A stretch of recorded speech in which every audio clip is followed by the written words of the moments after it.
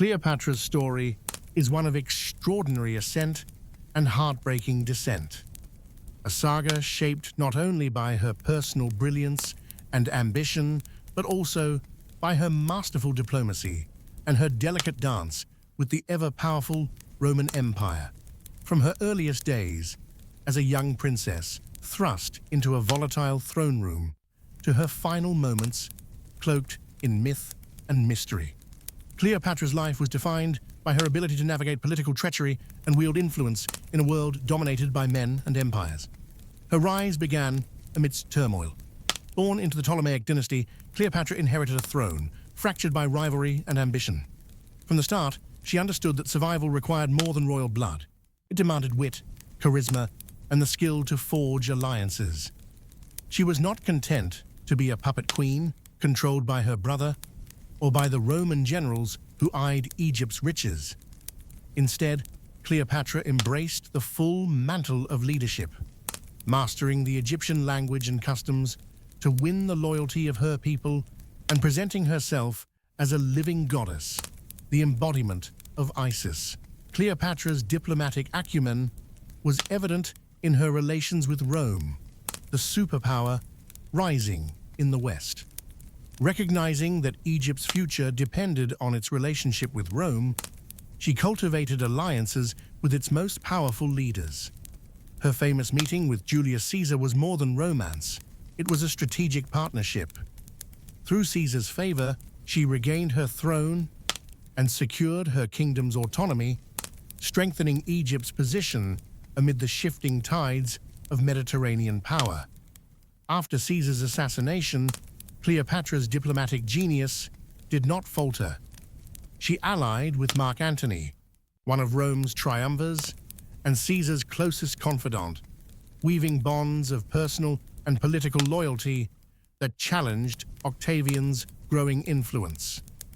Together, Cleopatra and Antony envisioned a new order, a fusion of Roman might and Egyptian wealth, a realm where both their powers would thrive. Yet diplomacy in this era was perilous. Cleopatra's foreignness and gender made her a target for Roman propaganda, which portrayed her as a seductress who corrupted Antony and threatened Roman values. The delicate balance she maintained began to unravel as Octavian capitalized on fears of Eastern despotism to rally support against Antony and Cleopatra.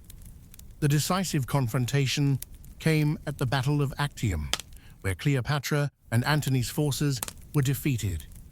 Cleopatra's retreat to Alexandria marked the beginning of the end, not just for her reign, but for Egypt's independence. With Octavian's legions closing in, Cleopatra faced impossible choices. Her diplomacy, which had once expanded her kingdom's influence, could no longer stave off conquest. In the final days, Cleopatra employed her intellect and resolve in one last act of sovereignty. She sent messages to Octavian, seeking terms that would preserve her children's future and protect her dignity. But the demands of empire and vengeance allowed no mercy. When Octavian's forces breached Alexandria's walls, Cleopatra chose death over humiliation.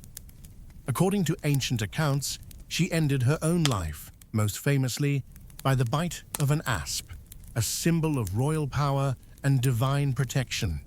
Whether the story is literal or allegorical, her suicide was a final assertion of control in a world that sought to strip her of it. Cleopatra's life was a complex interplay of diplomacy, power, love, and tragedy. She was not merely a queen who succumbed to the might of Rome, but a skilled diplomat who leveraged alliances, cultural understanding, and political savvy to carve out her place in a male-dominated and imperial world.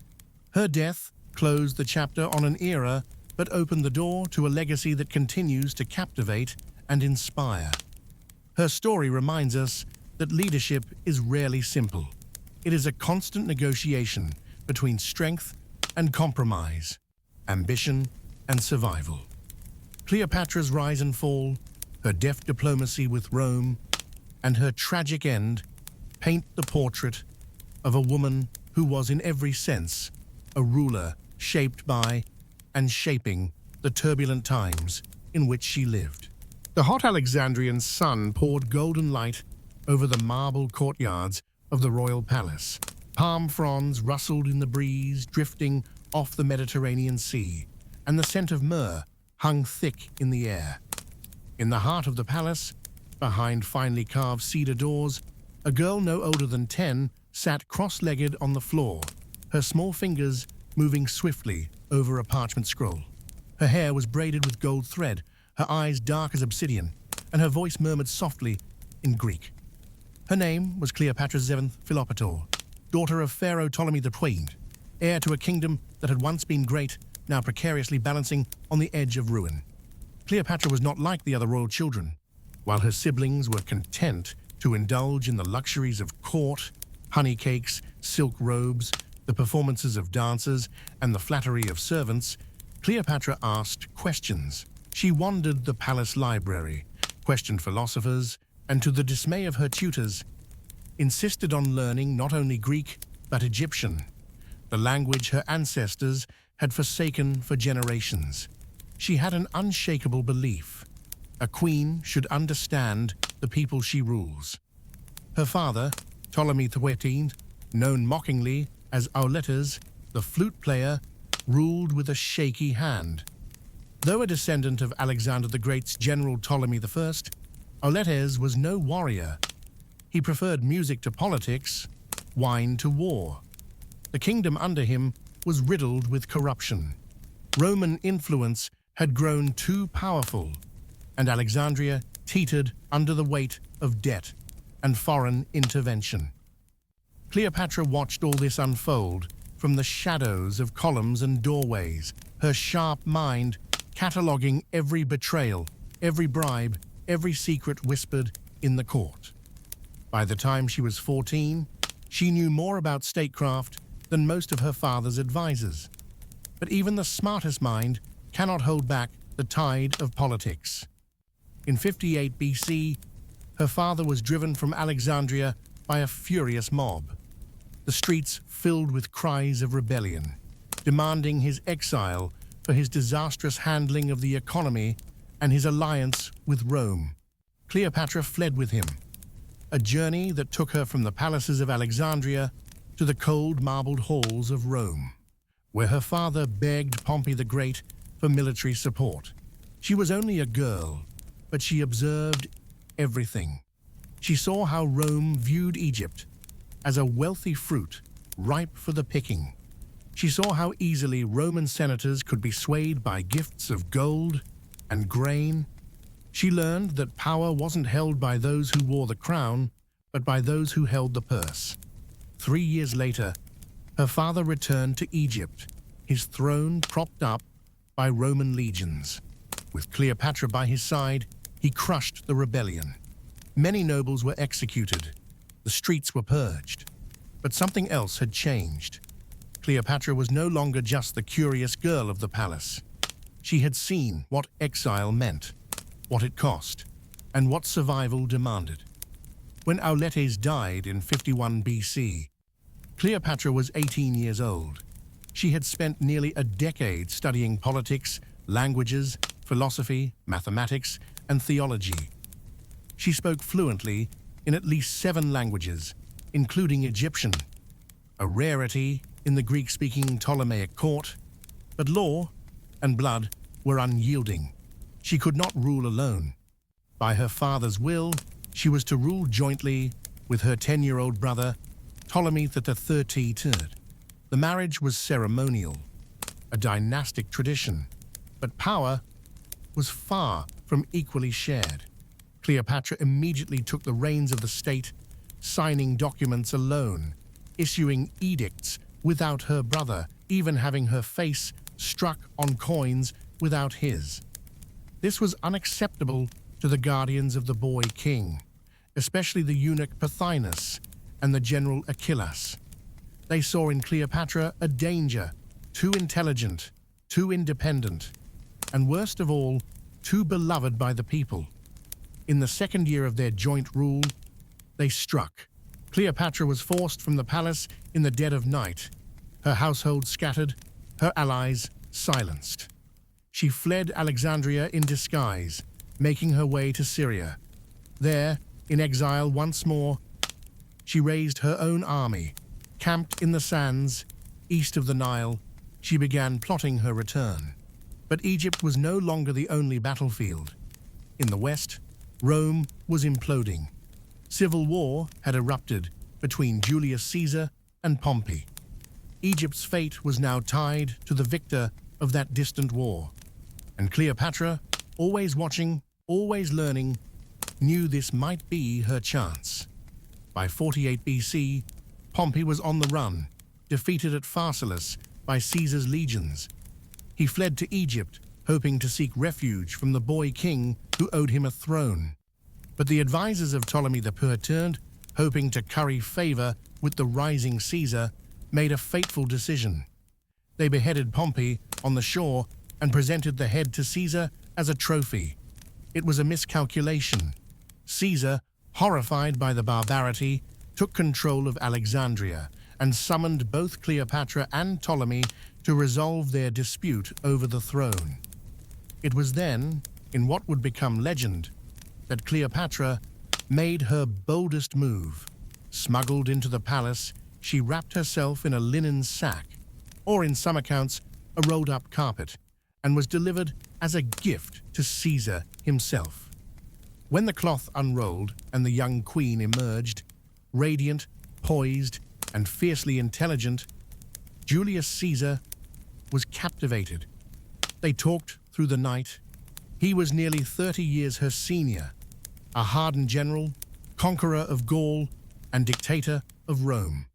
She was 21, exiled from her own kingdom, and yet she spoke with a mind as sharp as his sword. Caesar decided in her favor. War erupted between Caesar's Roman forces and Ptolemy's loyalists. For months, Alexandria was a city under siege.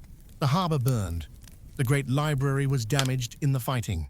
And in the end, Ptolemy III was drowned in the Nile while attempting to flee. Cleopatra was restored to the throne, once more as co-ruler, now with her even younger brother, Ptolemy XIV. But real power lay with her.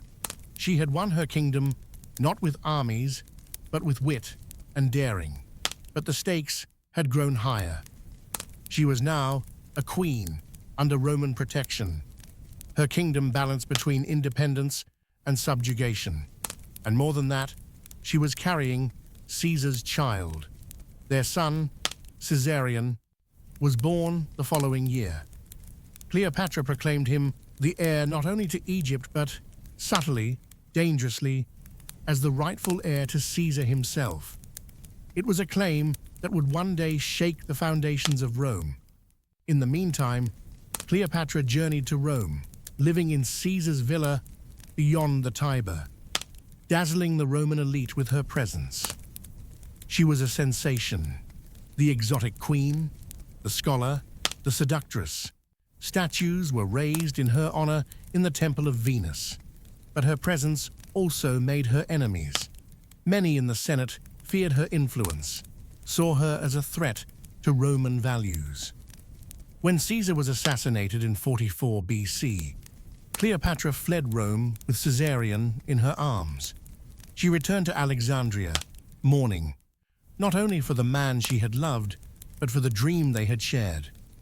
A united world of Roman strength and Egyptian wisdom. Now she was alone again, but not for long. In the years to come, Cleopatra would face conspiracies, betrayals, and the rising power of another Roman, a man who would alter her fate forever. Mark Antony, but for now, she stood once more as queen, mother of a future king, ruler of a fragile kingdom, and survivor of the shifting sands of empire. The story of Cleopatra had only just begun. The sea was quiet as Cleopatra stood on the prow of her royal barge, gazing toward the horizon. The sun, red as pomegranate, sank slowly into the western waters, casting the Nile in hues of blood and fire. Behind her, Alexandria shimmered like a dream. Marble columns, gold-domed temples, and the flickering torches of a city that never truly slept. Yet despite the illusion of peace, Cleopatra felt the winds of war blowing ever closer. Julius Caesar was dead. The knife wounds that ended his life had ripped apart the Roman world and torn the fragile political balance upon which Cleopatra's power rested. In Rome, chaos reigned. The conspirators, Brutus, Cassius, and others, claimed to have liberated the Republic, but instead they had shattered it. In the power vacuum, three titans arose: Octavian, Caesar's teenage heir and adopted son; Marcus Lepidus, the bureaucrat with military ties; and Marcus Antonius, known to history as Mark Antony, Caesar's trusted general and loyal friend. The second triumvirate was born in blood, their mission clear: avenge Caesar's death and rule the Roman world. Cleopatra watched from Egypt, waiting, calculating, always aware that her future now depended on which Roman emerged as supreme. In the beginning, it was Octavian who demanded her allegiance. Letters came from Rome, sharp, formal, insistent. He wished for Cleopatra to explain why she had not sent troops to aid the triumvirate against Caesar's assassins. It was a trap. If she sent men, she would appear weak to the eastern provinces. If she withheld them, she risked Rome's wrath. Cleopatra did what she always did. She made her move in her own time, on her own terms. By 41 BC, Mark Antony had emerged as the triumvir responsible for the eastern provinces, including Egypt. He summoned Cleopatra to the city of Tarsus in Cilicia to account for her loyalties. Many warned her not to go. They said Antony was unpredictable, arrogant, battle-hardened, given to drinking and sudden rage. But Cleopatra smiled at these warnings. She knew men like Antony, and she knew that the most dangerous men could also be the most useful. She did not arrive in Tarsus as a supplicant. Her barge was legendary: sails of purple silk, silver oars beating rhythmically to the music of flutes and lyres. Cleopatra reclined beneath a golden canopy, dressed as the goddess Isis, her body adorned in pearls, her eyes lined with kohl that made them seem as endless as the desert night. The people of Tarsus crowded the riverbanks just to glimpse her. When Antony came to see her, it was as if he had entered a dream of gold, perfume, and intoxicating laughter. He had summoned a queen, but what arrived was a goddess. What happened next has been told in countless plays, poems, and films. Yet even the wildest retellings fall short of the truth. Antony and Cleopatra did not simply fall into a romance. They collided like comets in the sky. He was a Roman soldier with a love for pleasure and a thirst for greatness. She was a scholar, a ruler, and perhaps the most cunning politician of her age. They spent days in feasts, nights in debate and desire. Cleopatra knew how to charm a man of war, not just with her body, but with her mind. She matched him drink for drink, jest for jest, story for story. They played dice, dressed as commoners, and roamed the city in disguise, surprising villagers, joining their parties, causing a stir in the night markets. Antony called their adventures the Inimitable Livers, a club of two, unique and unforgettable.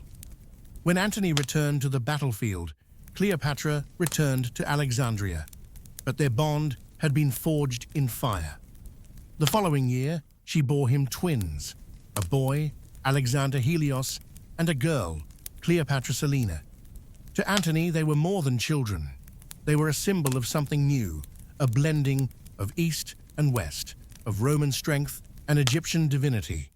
But in Rome, their union was scandalous. Antony was already married, first to Fulvia, and then, in a bid for peace with Octavian, to Octavia, the sister of his rival. To the Roman Senate, Cleopatra was a sorceress, a temptress leading Antony astray. They whispered that she had bewitched him, that she sought to make Rome bow to Egypt, and to some extent, she did. By 37 BC, Antony had returned to the east, abandoning Octavia and reuniting with Cleopatra. Together they ruled as though they were emperors of the world. He gifted her vast swathes of territory, Cyprus, Phoenicia, parts of Syria, and even Armenia. Their children were declared rulers of new kingdoms. Caesarion, her son with Caesar, was named King of Kings. Cleopatra herself was once again hailed as the reincarnation of Isis, and Antony took the title of Dionysus. It was a golden age in Alexandria. The city flourished with wealth and culture. Scholars from across the known world gathered at the Museion and the Great Library. Trade boomed. The Nile yielded rich harvests. Festivals filled the calendar, processions of gilded chariots, temples echoing with chants, dancers moving in rhythm with harps and tambourines.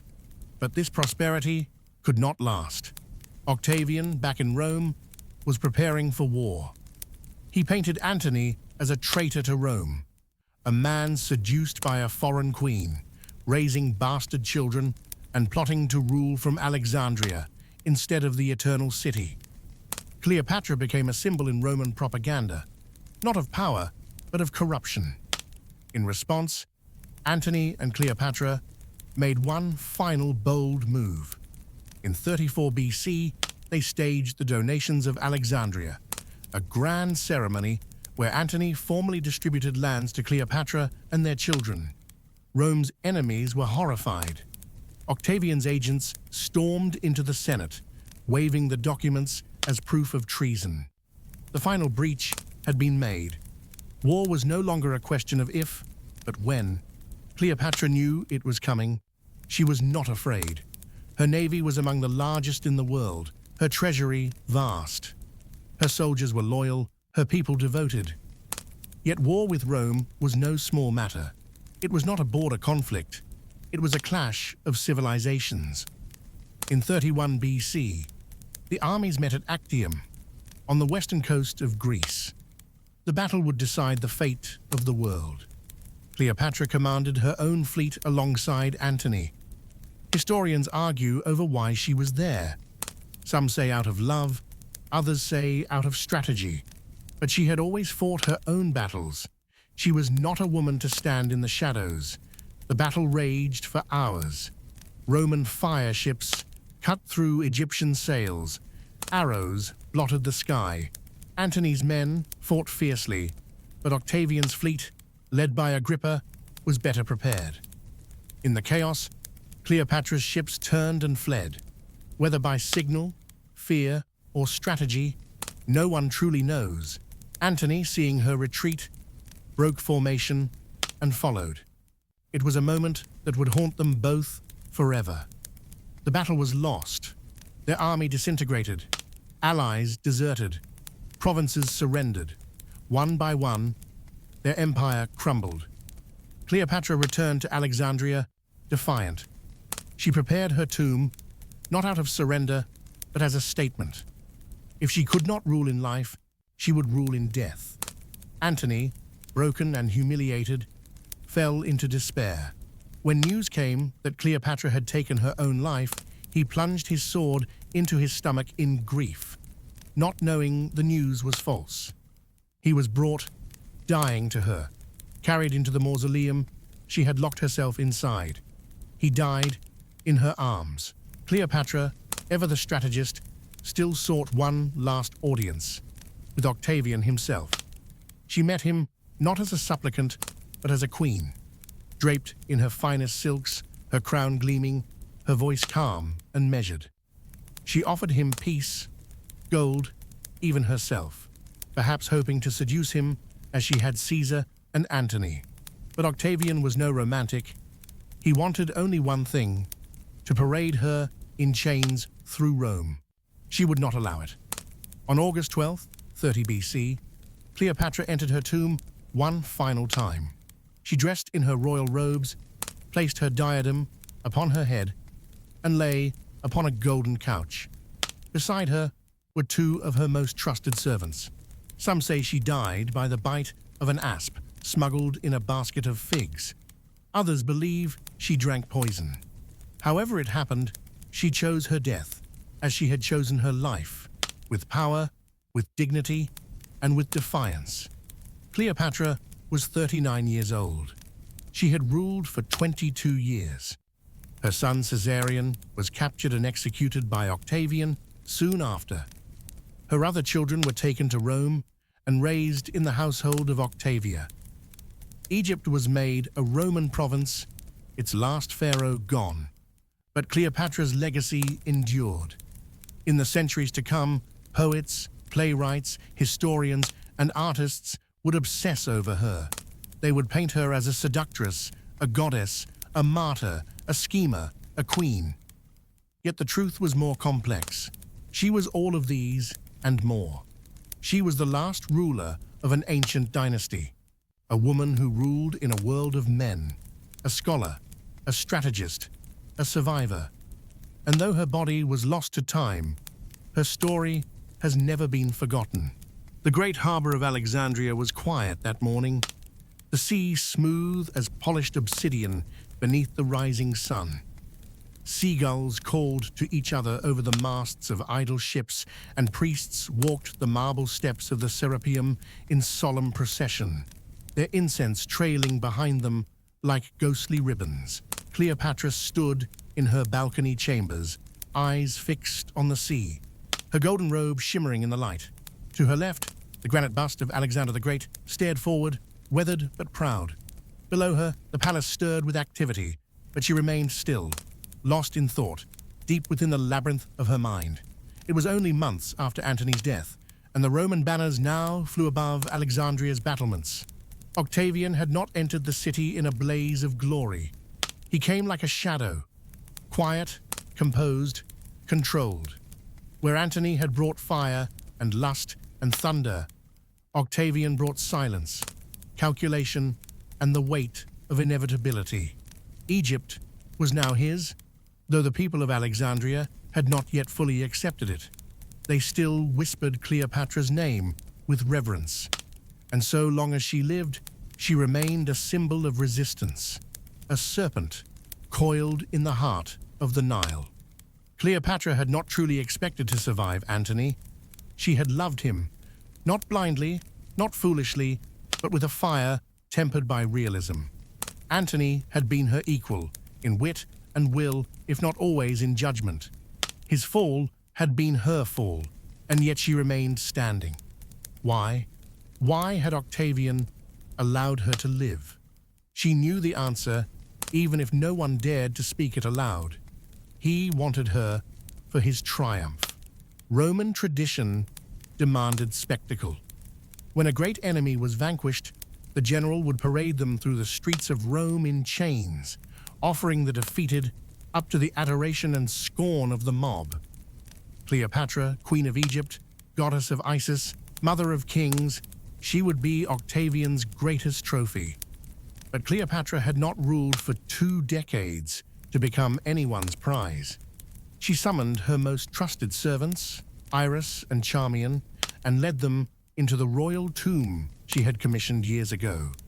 A great stone mausoleum, its interior lined with gold leaf and paintings of gods and queens past. In its central chamber stood 2 golden sarcophagi, one prepared for Antony, now occupied, and one for her. She had her treasures moved into it: gold statues of Anubis and Bastet, silver mirrors from India, scrolls and jewels, fine linen soaked in perfume, a dagger wrought from Syrian steel. Not because she would take them with her, but because this was her stage now, the final theater of her life. But she still waited, still measured Octavian's moves. In secret, she attempted negotiations, not to save herself. She had no illusions about that, but to protect her children. Caesarion, the son of Julius Caesar, was hidden somewhere along the Red Sea coast. Alexander Helios, Cleopatra Selene, and little Ptolemy Philadelphus remained within the palace walls, under watch but untouched. She sent envoys to Octavian, offering treasure, allegiance, even abdication, if her children would be spared.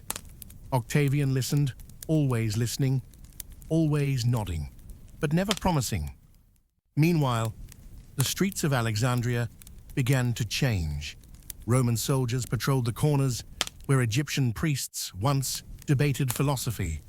Latin replaced Greek in proclamations. The sacred flames in the temples of Isis flickered low.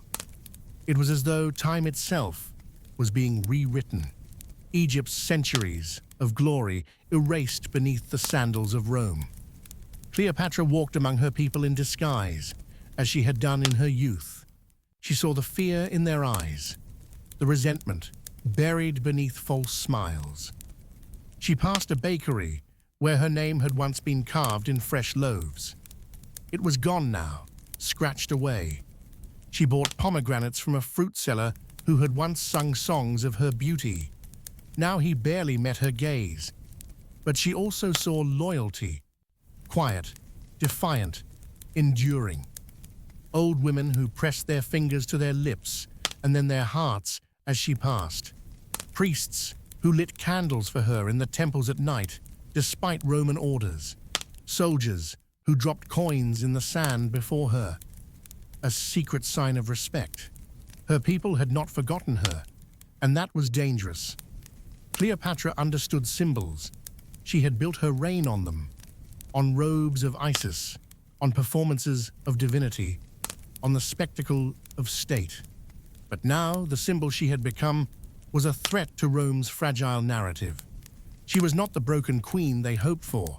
She was regal, calm, still defiant. Octavian knew it, and he began to tighten the noose. One morning, a messenger arrived. Caesarion, her son by Caesar, the last blood heir of Julius himself, had been captured. He had tried to flee south toward Nubia, perhaps even further to the lands of the Horn, but he was betrayed, or perhaps simply overtaken. Octavian's orders were swift, brutal, and quiet. The boy was strangled, his body never returned. Cleopatra received the news alone. She made no sound, no scream, no collapse. She simply stared out the window at the great harbor where his ships had once been moored. Her attendants said she stood there for hours, unmoving, the light changing from gold to gray to night. When she finally turned away, something in her eyes had changed. Not broken, never broken, but colder, quieter, final. It was time. She summoned Iris and Charmian once more.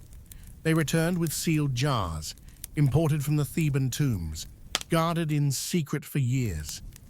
A basket of figs was brought as well, placed casually beside her couch.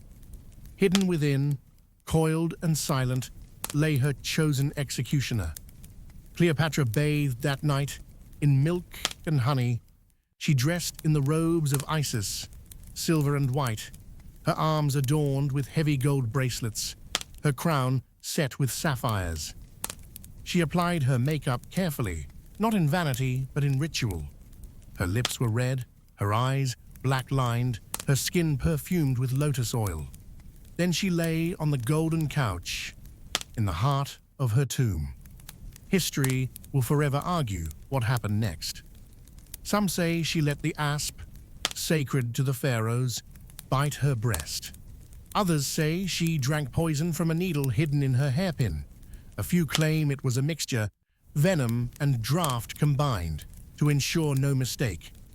What is certain is this: Cleopatra chose her death. Octavian's messengers arrived too late. They found the doors sealed, the guards dead or fled. When they broke through the stone, they found her lying still upon the couch, Iris at her feet, Charmian adjusting the crown on her mistress's head. Was this well done? They asked her. And Charmian, in one last breath of pride, answered, yes, it was done well. befitting the descendant of kings. Octavian ordered her body buried beside Antony's as she had wished. He took her children back to Rome. The twins would be raised in the household of Octavia, Antony's Roman wife, given education and Roman names. Cleopatra Selene, her daughter, would grow into a queen in her own right of Mauritania, marrying a prince and carrying her mother's memory into another land, another time. But Egypt, true free Egypt, died with Cleopatra. Rome took control of her treasury, her temples, her ports. The grain that had once fed her people now fed Roman legions. The libraries faded, the gods were silenced, and the world moved on, not realizing what had been lost. And yet, Cleopatra's story never truly ended. Her face would adorn mosaics in Pompeii, her legend immortalized in Shakespeare's pen, her image etched in the imagination of emperors, artists, and revolutionaries for millennia to come. She was the woman who defied empires, who seduced giants, who ruled in a world that told her she could not. She was not merely beautiful, she was brilliant, not merely passionate, but powerful. She was the last pharaoh, the serpent of the Nile, and though her tomb has never been found, her spirit endures. In the hush of the Egyptian night, beneath the moonlit sands, one might still hear her footsteps echo through the ruins of Alexandria, whispering of a time when queens were gods and one woman dared to hold the world in her palm. The throne of Egypt was not made of gold, not really. It was built from papyrus reeds, from desert stone, from years of sweat and sacrifice and blood spilt in silence. And Cleopatra VII, heir of Ptolemy, child of the Nile, understood that from the very beginning. She had seen the gilded masks and velvet-draped statues adorning the palace halls, but she also saw the cracks beneath the marble floors, the whisper behind the silks, the cost of keeping up an illusion of eternal prosperity. Egypt was bleeding when she inherited it. Its treasury was thin, its priests divided, its people starved of leadership. Rome lurked just beyond the horizon, greedy for its grain, ready to pounce. And she was 18, not a child, but hardly old enough to be feared. Not in the world of men, not among the generals and ambassadors who passed judgment from behind wine-stained lips and armor polished for intimidation. They saw a girl, a novelty, a puppet waiting for someone else to pull the strings. Cleopatra resolved to be the hand, not the puppet. She was co-ruler in name with her younger brother, Ptolemy III, but within months of their joint coronation, she had pushed him into the shadows.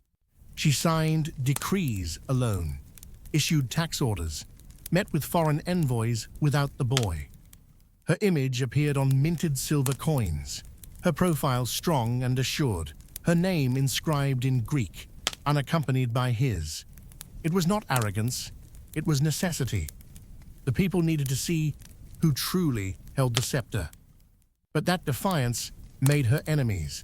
The royal court had long been a nest of ambition and betrayal, advisors who smiled with their mouths but not their eyes, eunuchs and generals who remembered the days when her father, Ptolemy Auletes, played his flute while they governed in his stead. One such man was Pothinus, the eunuch steward who manipulated Ptolemy III, whispering poison into his ear. By Cleopatra's second year as queen, rumors swirled through the palace, conspiracies, plots, forged documents. Then came the coup. In the dead of night, soldiers loyal to Ptolemy surrounded Cleopatra's quarters. Her allies were arrested or bribed into silence. She escaped the palace with only a handful of loyal followers, her face concealed beneath a plain linen shawl. She crossed the desert, walking at times, riding through the shifting dunes by caravan. At Pelusium, near the eastern border, she regrouped.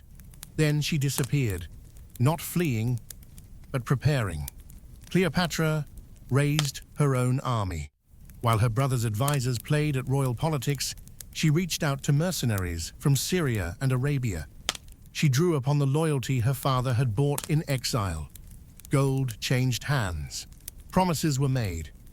And from the sand-swept cities of the Levant came soldiers bearing her standard, the Eye of Horus, open and watchful. It might have been civil war, if not for a twist of fate. At the same moment Cleopatra prepared her return, Julius Caesar arrived in Alexandria. He came not for her, not yet, but in pursuit of Pompey the Great, his rival in the Roman Civil War. But what he found instead was Pompey's head, presented by Ptolemy III's men. Caesar was disgusted. The boy king, hoping to impress, had misread the Roman's character.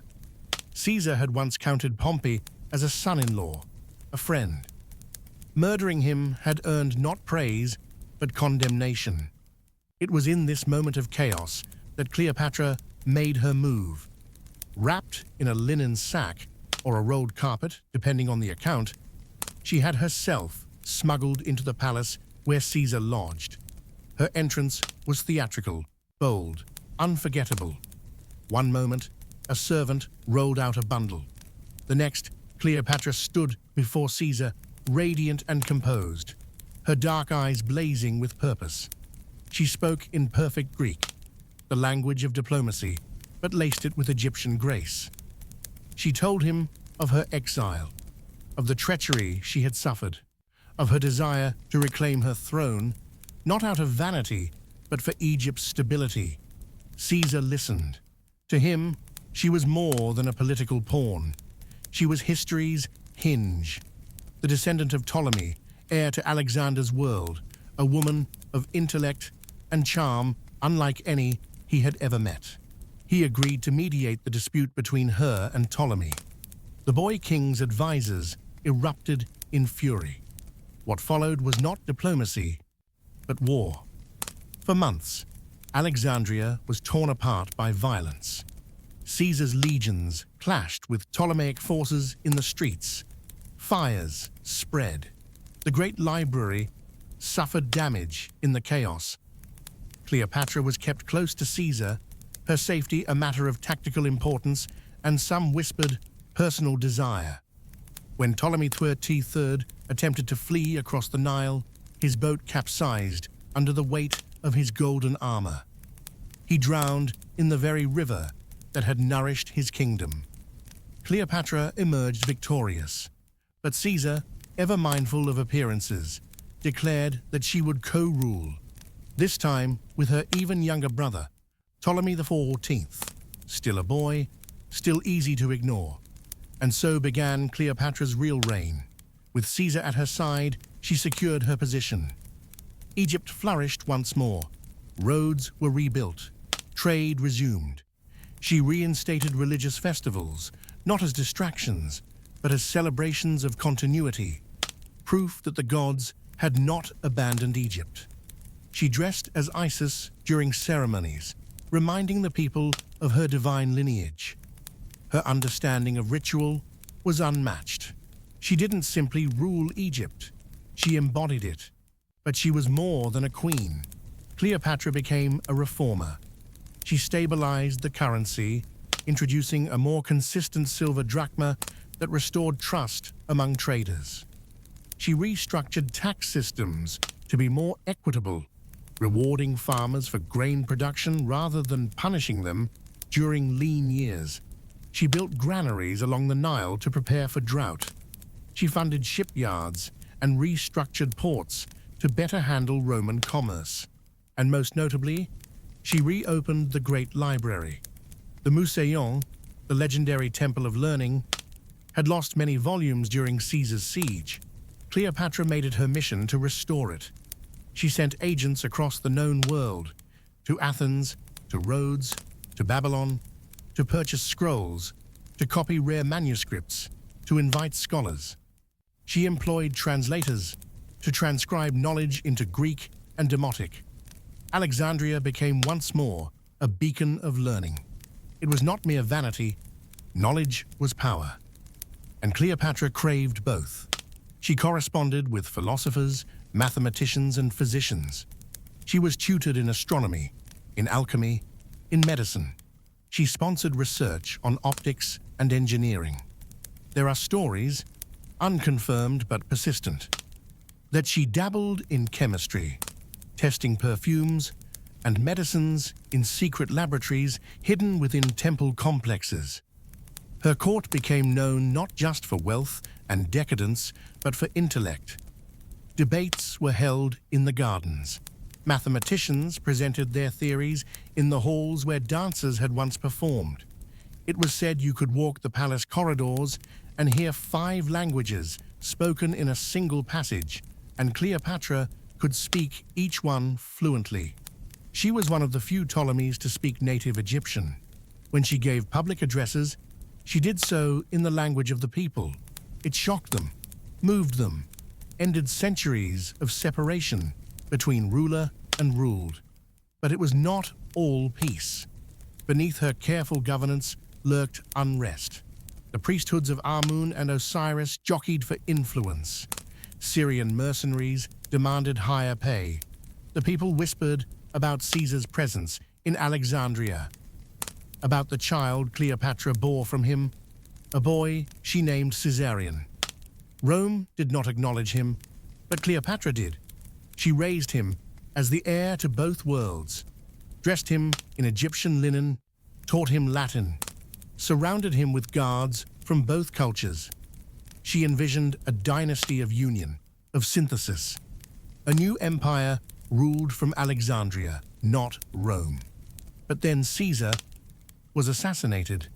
Cleopatra was in Rome when it happened, invited as a foreign ally, housed in Caesar's private villa across the Tiber. Her presence scandalized the Senate. The statues of her in the Temple of Venus Genetrix were defaced. Senators muttered that she sought to usurp Roman values. And then, on the Ides of March, the blade struck. Cleopatra fled Rome with Caesarion, her dreams unraveling with every mile back to Egypt. Yet even in sorrow, she remained unbroken. She returned to Alexandria and tightened her grip on power. She had Ptolemy XIV quietly removed, likely poisoned, and named Caesarion as her sole co-ruler. A bold move, a dangerous one. She knew what it meant. Rome would not allow it, and so she prepared. Strengthened the navy, reinforced border garrisons, built alliances with Eastern kings, recruited new scholars to her court, not just for knowledge, but for innovation. She explored new methods of ship design, new siege weapons, not because she hoped for war, but because she expected it. Cleopatra had stepped onto the grand chessboard of empire, and the next move would not be hers. The heat of the Cilician sun shimmered over the port of Tarsus, laying a golden haze across the river Cydnus. The city was abuzz. Merchants lined the harbor, shouting in Greek, Latin, Aramaic, and Egyptian, their tongues tangled in the tapestry of the East. Women in brightly colored shawls carried baskets of figs and olives. Boys chased each other through narrow alleyways, and the smell of roasted meat drifted up from smoking braziers. But beneath the surface noise, there was an undercurrent of tension. Rumor had it that the Queen of Egypt was coming, and not by land. They said her ship was a palace, that its sails were purple, its hull gilded in gold leaf, that its oars moved not with the rhythm of labor, but with music, that its prow bore the likeness of a sphinx, and that a woman, more radiant than the gods, reclined beneath a canopy of silver-threaded cloth. Mark Antony, seated in the governor's villa overlooking the port, scoffed at the rumors. He had heard them all before. That Cleopatra was a sorceress, a seductress, a living goddess. He had known Egyptian women before. They were fierce and proud, yes, but not made of starlight and wine. Yet still, he stood by the balcony, goblet in hand, waiting, and then he saw it. The barge emerged from the morning mist like a vision from another world. Its sails did shimmer, not in paint, but in real Tyrian purple. rare and impossibly expensive. The oars dipped in and out of the water with perfect precision, and music did indeed echo from the deck. Lyres, flutes, tambourines, voices in harmony. The scent of rose oil wafted ahead of it, and a trail of petals floated on the water behind. Cleopatra reclined beneath a golden parasol, dressed in a gown of fine linen embroidered with silver stars. Her eyes were kohl-rimmed, her skin kissed with sun, her arms adorned in bracelets shaped like coiled serpents. On her head sat a headdress of Isis, the horns and solar disk gleaming in the sunlight. She did not look like a mortal queen. She looked like a dream made flesh. The people of Tarsus flocked to the banks to see her. Even the Roman soldiers, battle-hardened and stern, craned their necks to catch a glimpse. Antony could not look away. She did not disembark immediately. She sent a message instead. If the Roman general wishes to see the Queen of Egypt, let him come to her. It was audacity. It was theater. It was brilliant. And Antony, ever drawn to spectacle, could not resist. He arrived on her barge just before dusk, when the river glowed red and gold beneath the sunset. He wore his general's breastplate, more ornament than armor, and a purple cloak, fastened with a golden clasp. His hair was curled and oiled, his beard freshly trimmed. He expected Cleopatra to greet him at the gangplank, perhaps bow, offer tribute. She did none of that. She received him, seated, sipping wine from a silver goblet, as if he were just another man. She gestured to the cushion beside her and said simply, "You kept me waiting." Antony laughed loudly. His deep voice echoed over the water, and Cleopatra smiled, not sweetly, but slyly, like a lioness sizing up prey. They dined as the stars emerged. The courses were endless. Roasted quail stuffed with pomegranates, lamb glazed with honey and coriander, fish marinated in dates and wine. Musicians played in soft rhythms. Dancers swayed in the torchlight, and the river sparkled around them like a living jewel. But the true feast was their conversation. Cleopatra spoke of history, of Alexander the Great, of the Nile's sacred rhythms. She quoted Homer, recited verses from Egyptian hymns, and challenged Antony to a game of riddles. He responded in kind, telling tales of campaigns in Gaul and Greece, mocking the dull Roman senators with their uptight manners and joyless rules. They drank together, laughed together, leaned in close when they spoke, until even the servants dared not interrupt them. That night, Antony did not return to the villa. Over the next week, Cleopatra remained in Tarsus, hosting banquets that grew more extravagant with each night. One evening, she bet Antony that she could host the most expensive dinner in history. He laughed, accepting the challenge. The next day, she removed a single pearl from her earring, dissolved it in vinegar, and drank it. The value of the gem exceeded thousands of talents. Antony sat, dumbfounded. She did not gloat. She simply smiled.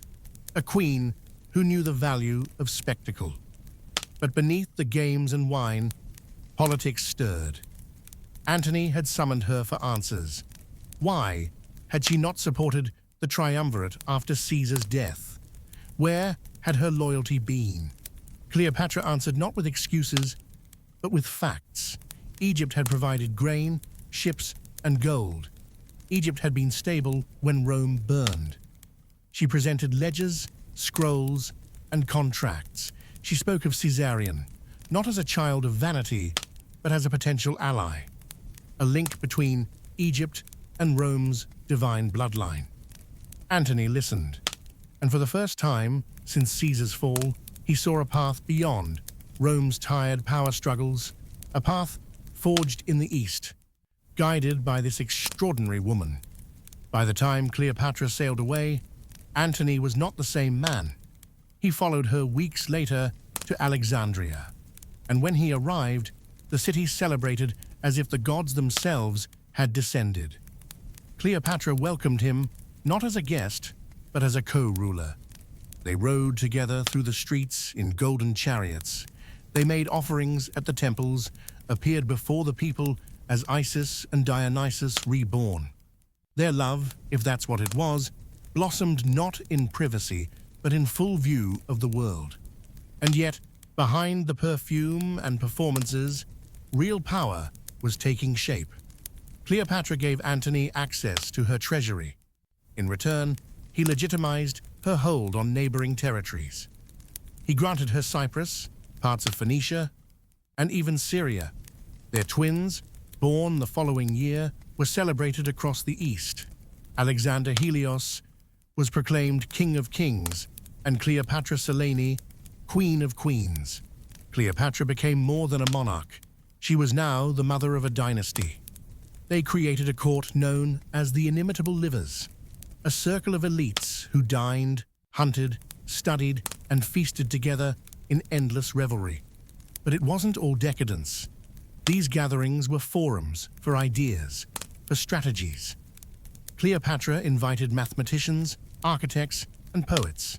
She and Antony discussed naval reforms, taxation models, and religious integration. But in Rome, their union was a scandal. Antony had left behind a wife, Octavia, sister to Octavian.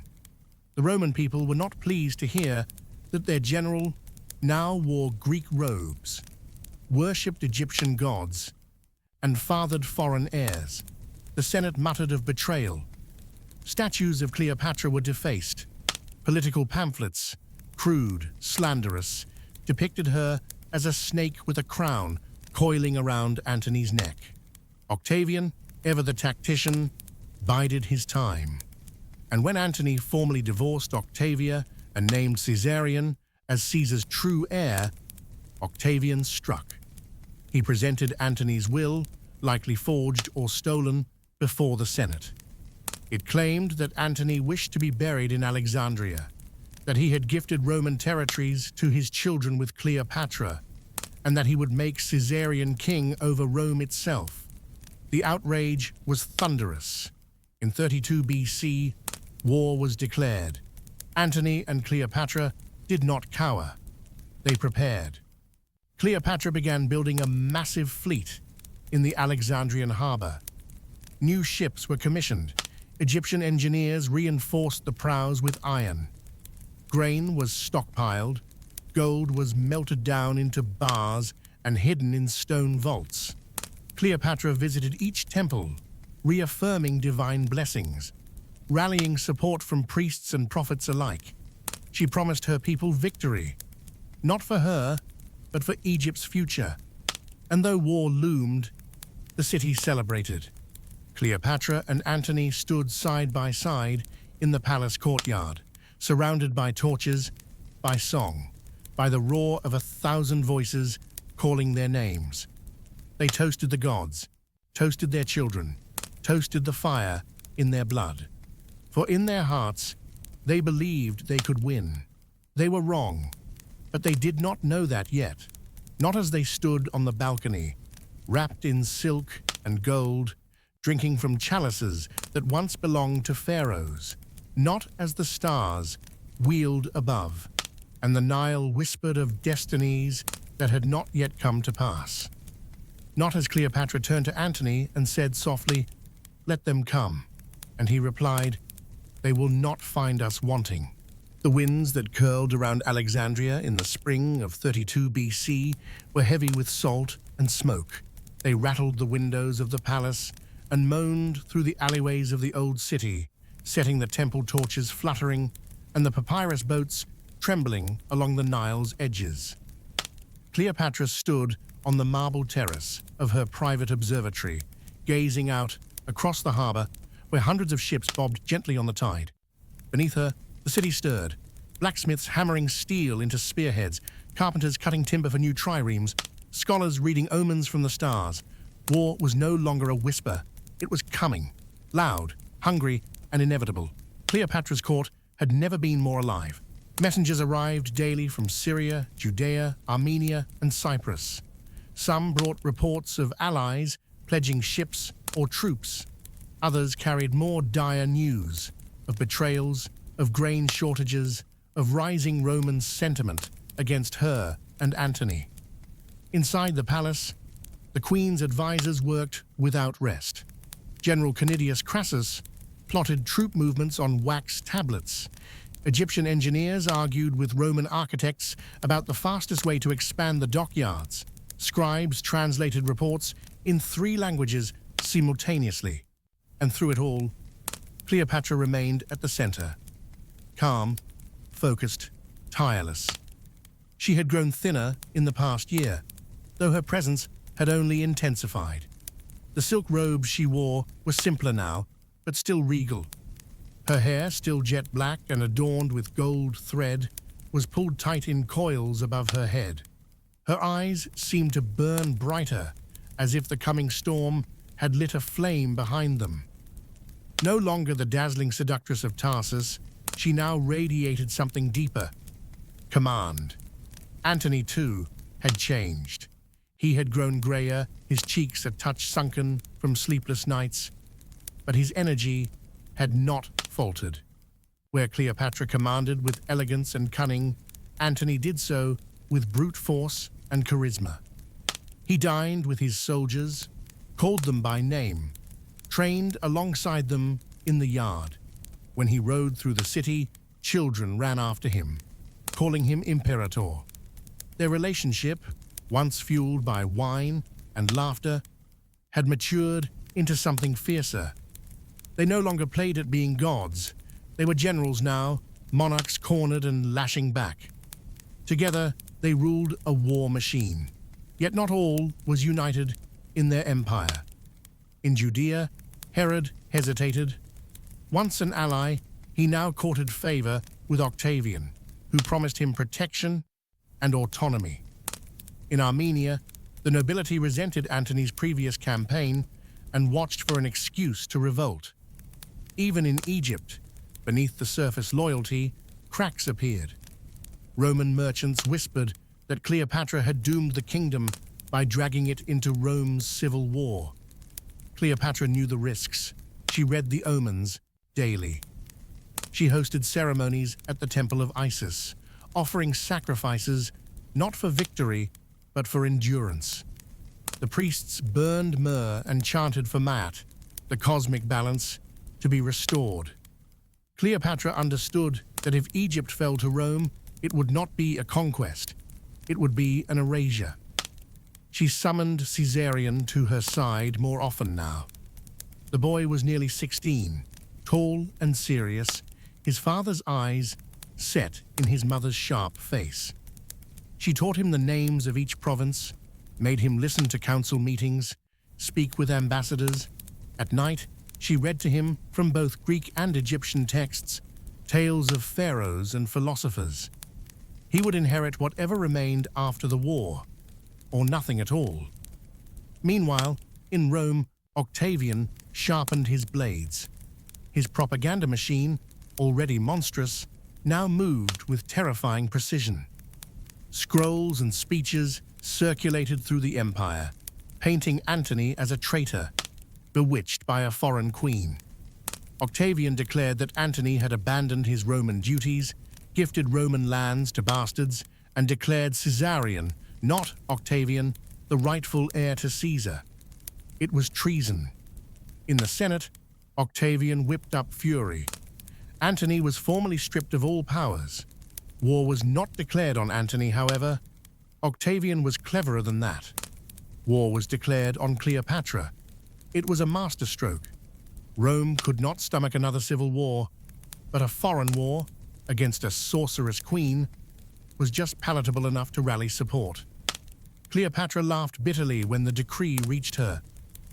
"So now I am the enemy," she whispered. "Let them come and see what a queen can do." And they came. Octavian set sail in 31 BC with a fleet nearly double the size of Antony's. His general Agrippa led the navy, a brilliant tactician, calm and ruthless. Their fleet was modern, nimble, built for maneuverability. Antony's, by contrast, was massive, laden with Egyptian treasures and ceremonial ships too heavy for agile warfare. Cleopatra insisted on commanding her own squadron. 60 ships, painted in deep blue and gold, each bearing the Eye of Horus on its sails. Her personal vessel, a 5-tiered galley with scarlet banners, was unlike any other. Fast, elegant, and fitted with bronze battering rams. She did not intend to watch the war from a palace window. Together they sailed north, to Greece, to the Gulf of Ambracia, where the great bay of Actium opened toward the Ionian Sea. For weeks, the two forces danced around each other. Skirmishes erupted on land, where Antony's troops held a temporary advantage. But at sea, Agrippa executed a blockade. He cut off supply routes, seized key ports, and used swift patrol ships to harass Antony's behemoths. Hunger began to gnaw at the Allied army. Morale faltered. Inside Antony's camp, tension boiled. Some Roman commanders grumbled about Cleopatra's presence. They claimed her influence distracted Antony, weakened him. Others accused her of plotting to abandon them if the battle turned sour. Antony, in public, silenced such talk. In private, he and Cleopatra argued, not with rage, but with desperation. "We must break the blockade," she said. "Strike now, while they are unprepared." He shook his head. "They want us to move. If we wait, they may grow overconfident. We can lure them into error."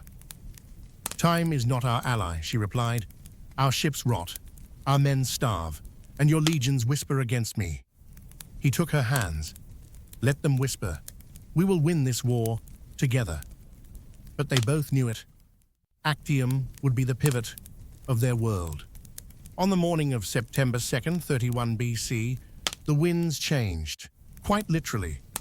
A southern gust swept through the bay, pushing Octavian's ships off balance. It was the moment Antony had prayed for.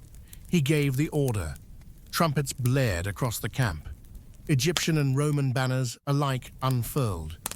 The massive warships of Antony's fleet emerged from the bay, Cleopatra's galleys gliding among them like sharks. Soldiers beat drums. Archers lined the decks. The sea foamed as oars churned. Octavian's fleet, surprised but not unprepared, moved into formation.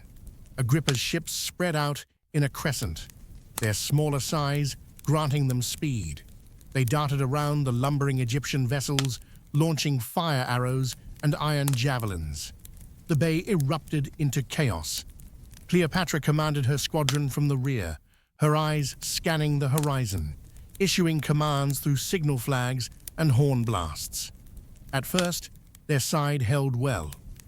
A few of Agrippa's ships were rammed, splintered. Roman soldiers drowned, their armor dragging them to the bottom. But then the tide turned. Antony's ships, heavy and outdated, couldn't maneuver in the tightening battle lines. Agrippa's smaller vessels weaved between them, setting fires, disabling rudders. The line of command broke down. Smoke filled the air, thick and choking. And then it happened. Cleopatra's flagship, still largely untouched, turned south. Slowly at first, then faster. Some say she misunderstood a signal. Others claim she saw the battle was lost and chose escape.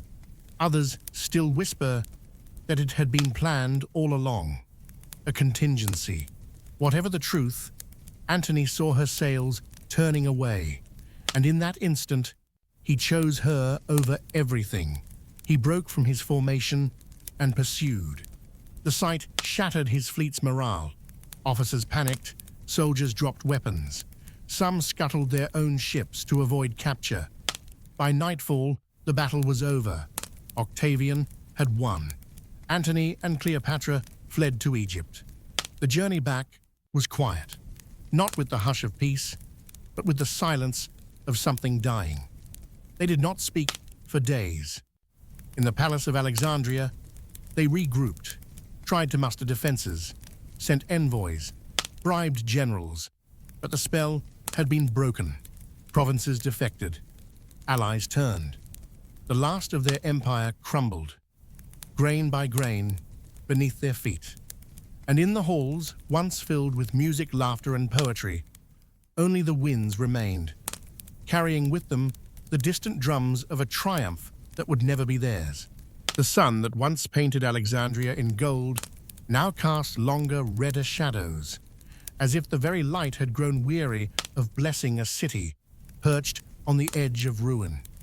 It was the winter of 31 BC, when Cleopatra and Antony returned from Actium, not as conquerors, not as saviors, but as fractured remnants of an empire that had failed to rise. The city received them not with fanfare, but with silence. The cheering crowds were gone. No petals lined the streets. No musicians sang in the gardens. Alexandria, once the jewel of the Mediterranean, stood hushed beneath an overcast sky, its marble towers seeming taller, colder, less forgiving. And in the silence, Cleopatra walked among her people like a ghost in royal flesh, dignified but hollow-eyed. But she did not break. Even in loss, she ruled. While Antony retreated into himself, pouring wine deeper than sleep and pacing the floors like a lion in a cage, Cleopatra held the line. The war was not yet over, and so long as her breath stirred, Egypt had not surrendered. She attended court daily. She listened to her generals, though few remained. She reviewed the city's stockpiles, addressed the harvest reports, visited temples to soothe the priests, and sent envoys eastward, seeking allies in Nubia, Parthia, even India. Her world was collapsing, and yet she refused to let it vanish without the dignity of structure. Antony, once Rome's lion, now roared only in his sleep. The man who had fought at Philippi, who had commanded legions and sacked kingdoms, had become a shadow. He wandered the palace corridors in silence, sometimes barefoot, always armed. The gleam of his armor had dulled. He rarely shaved. Grief curled in him like a serpent, hissing that he had failed her, failed Rome, failed himself. There were days he would not speak. Nights he shouted at the wind. But Cleopatra remained steady. She reminded him, quietly, firmly, that they were not yet dead. One night, he tried to leave her. He summoned his old guards, donned his battered armor, and declared he would ride east to raise a new army. Parthia would remember his victories. He would return with a force, he promised, strong enough to shake Octavian's bones.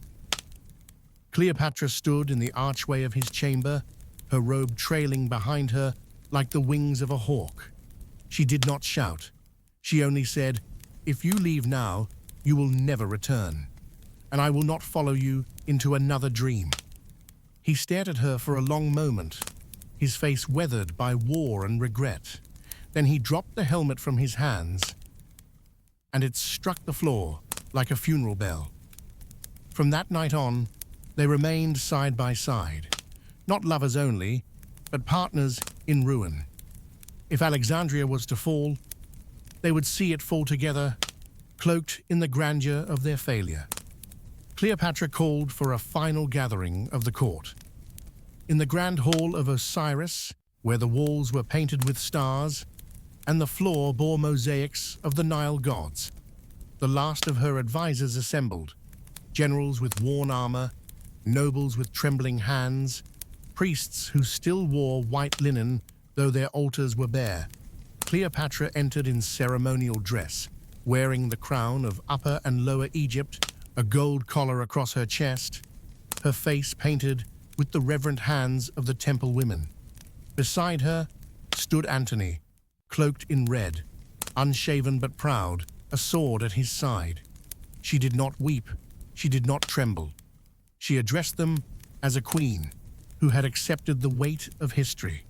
She told them Rome would come, not for justice, not for tribute, but for erasure. She offered any who wished it the chance to leave, to find mercy in Octavian's arms. A few did, most stayed. Those who remained, she promised, would not be forgotten. Later that night, she met with Caesarion. The boy was nearly 17. His shoulders had broadened, and there was wisdom in his silence. He bore the fine bones of his mother, but his eyes belonged to another, a man who had ruled Rome in fire and genius. She brought him to the library, the place where she had once studied, and unrolled maps on a great cedar table. She pointed to the Red Sea, to the Valley of Thebes, to trade routes winding through lands unknown. "You are Pharaoh now," she said, her voice soft, not just in name, in blood. She handed him a ring, a serpent biting its own tail, forged from gold, then a papyrus scroll sealed with wax, and a small pouch filled with jewels and Roman coins. "You must leave," she said. "You must disappear, survive. One day, if the world is still wise, you may return." He tried to protest.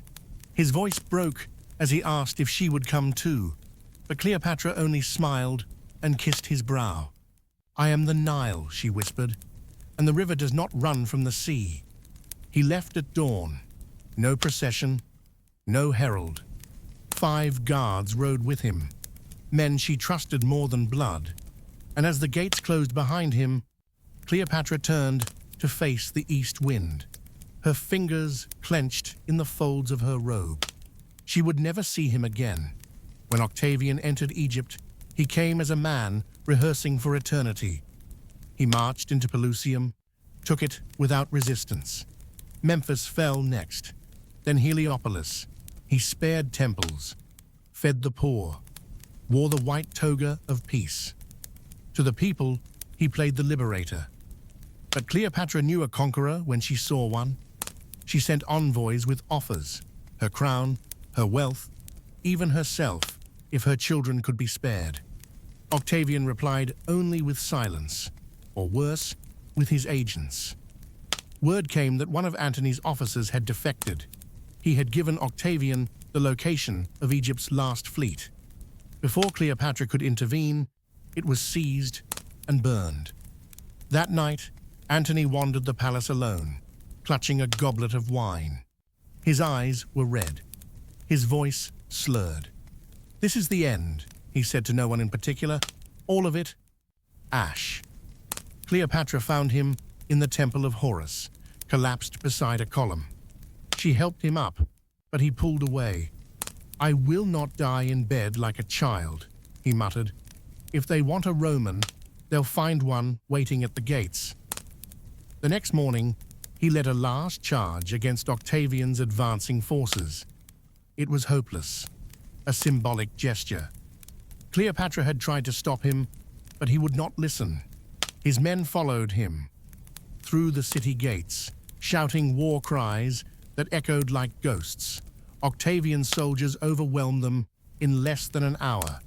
Cleopatra, desperate to preserve what remained, spread word through the palace that she had taken her own life.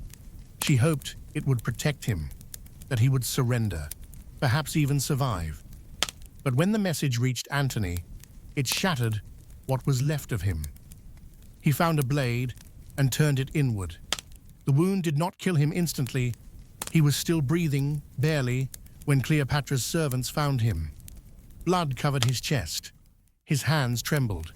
They carried him to her tomb, where she had already begun to prepare for death. When she saw him, she rushed forward, gathered him in her arms. His blood soaked her linen robes. He opened his eyes, blinked through the pain, and tried to smile. "I thought I would see you on the river," he whispered. "You will," she said, her tears silent. "But not yet." She kissed his brow, and he died in her arms. Octavian arrived at the palace the next morning. He did not burn it. He did not desecrate the temples. He went straight to Cleopatra's tomb. She met him there, standing between columns of incense and the sarcophagus where Antony now rested. She was dressed in white, her head bare, her arms crossed over her chest, like the old statues of the ancient queens. She did not bow, she did not plead. Octavian looked at her, as one might look at a lioness in a cage. "You will come to Rome," he said. "Alive?" She nodded. "I need time to prepare," he agreed.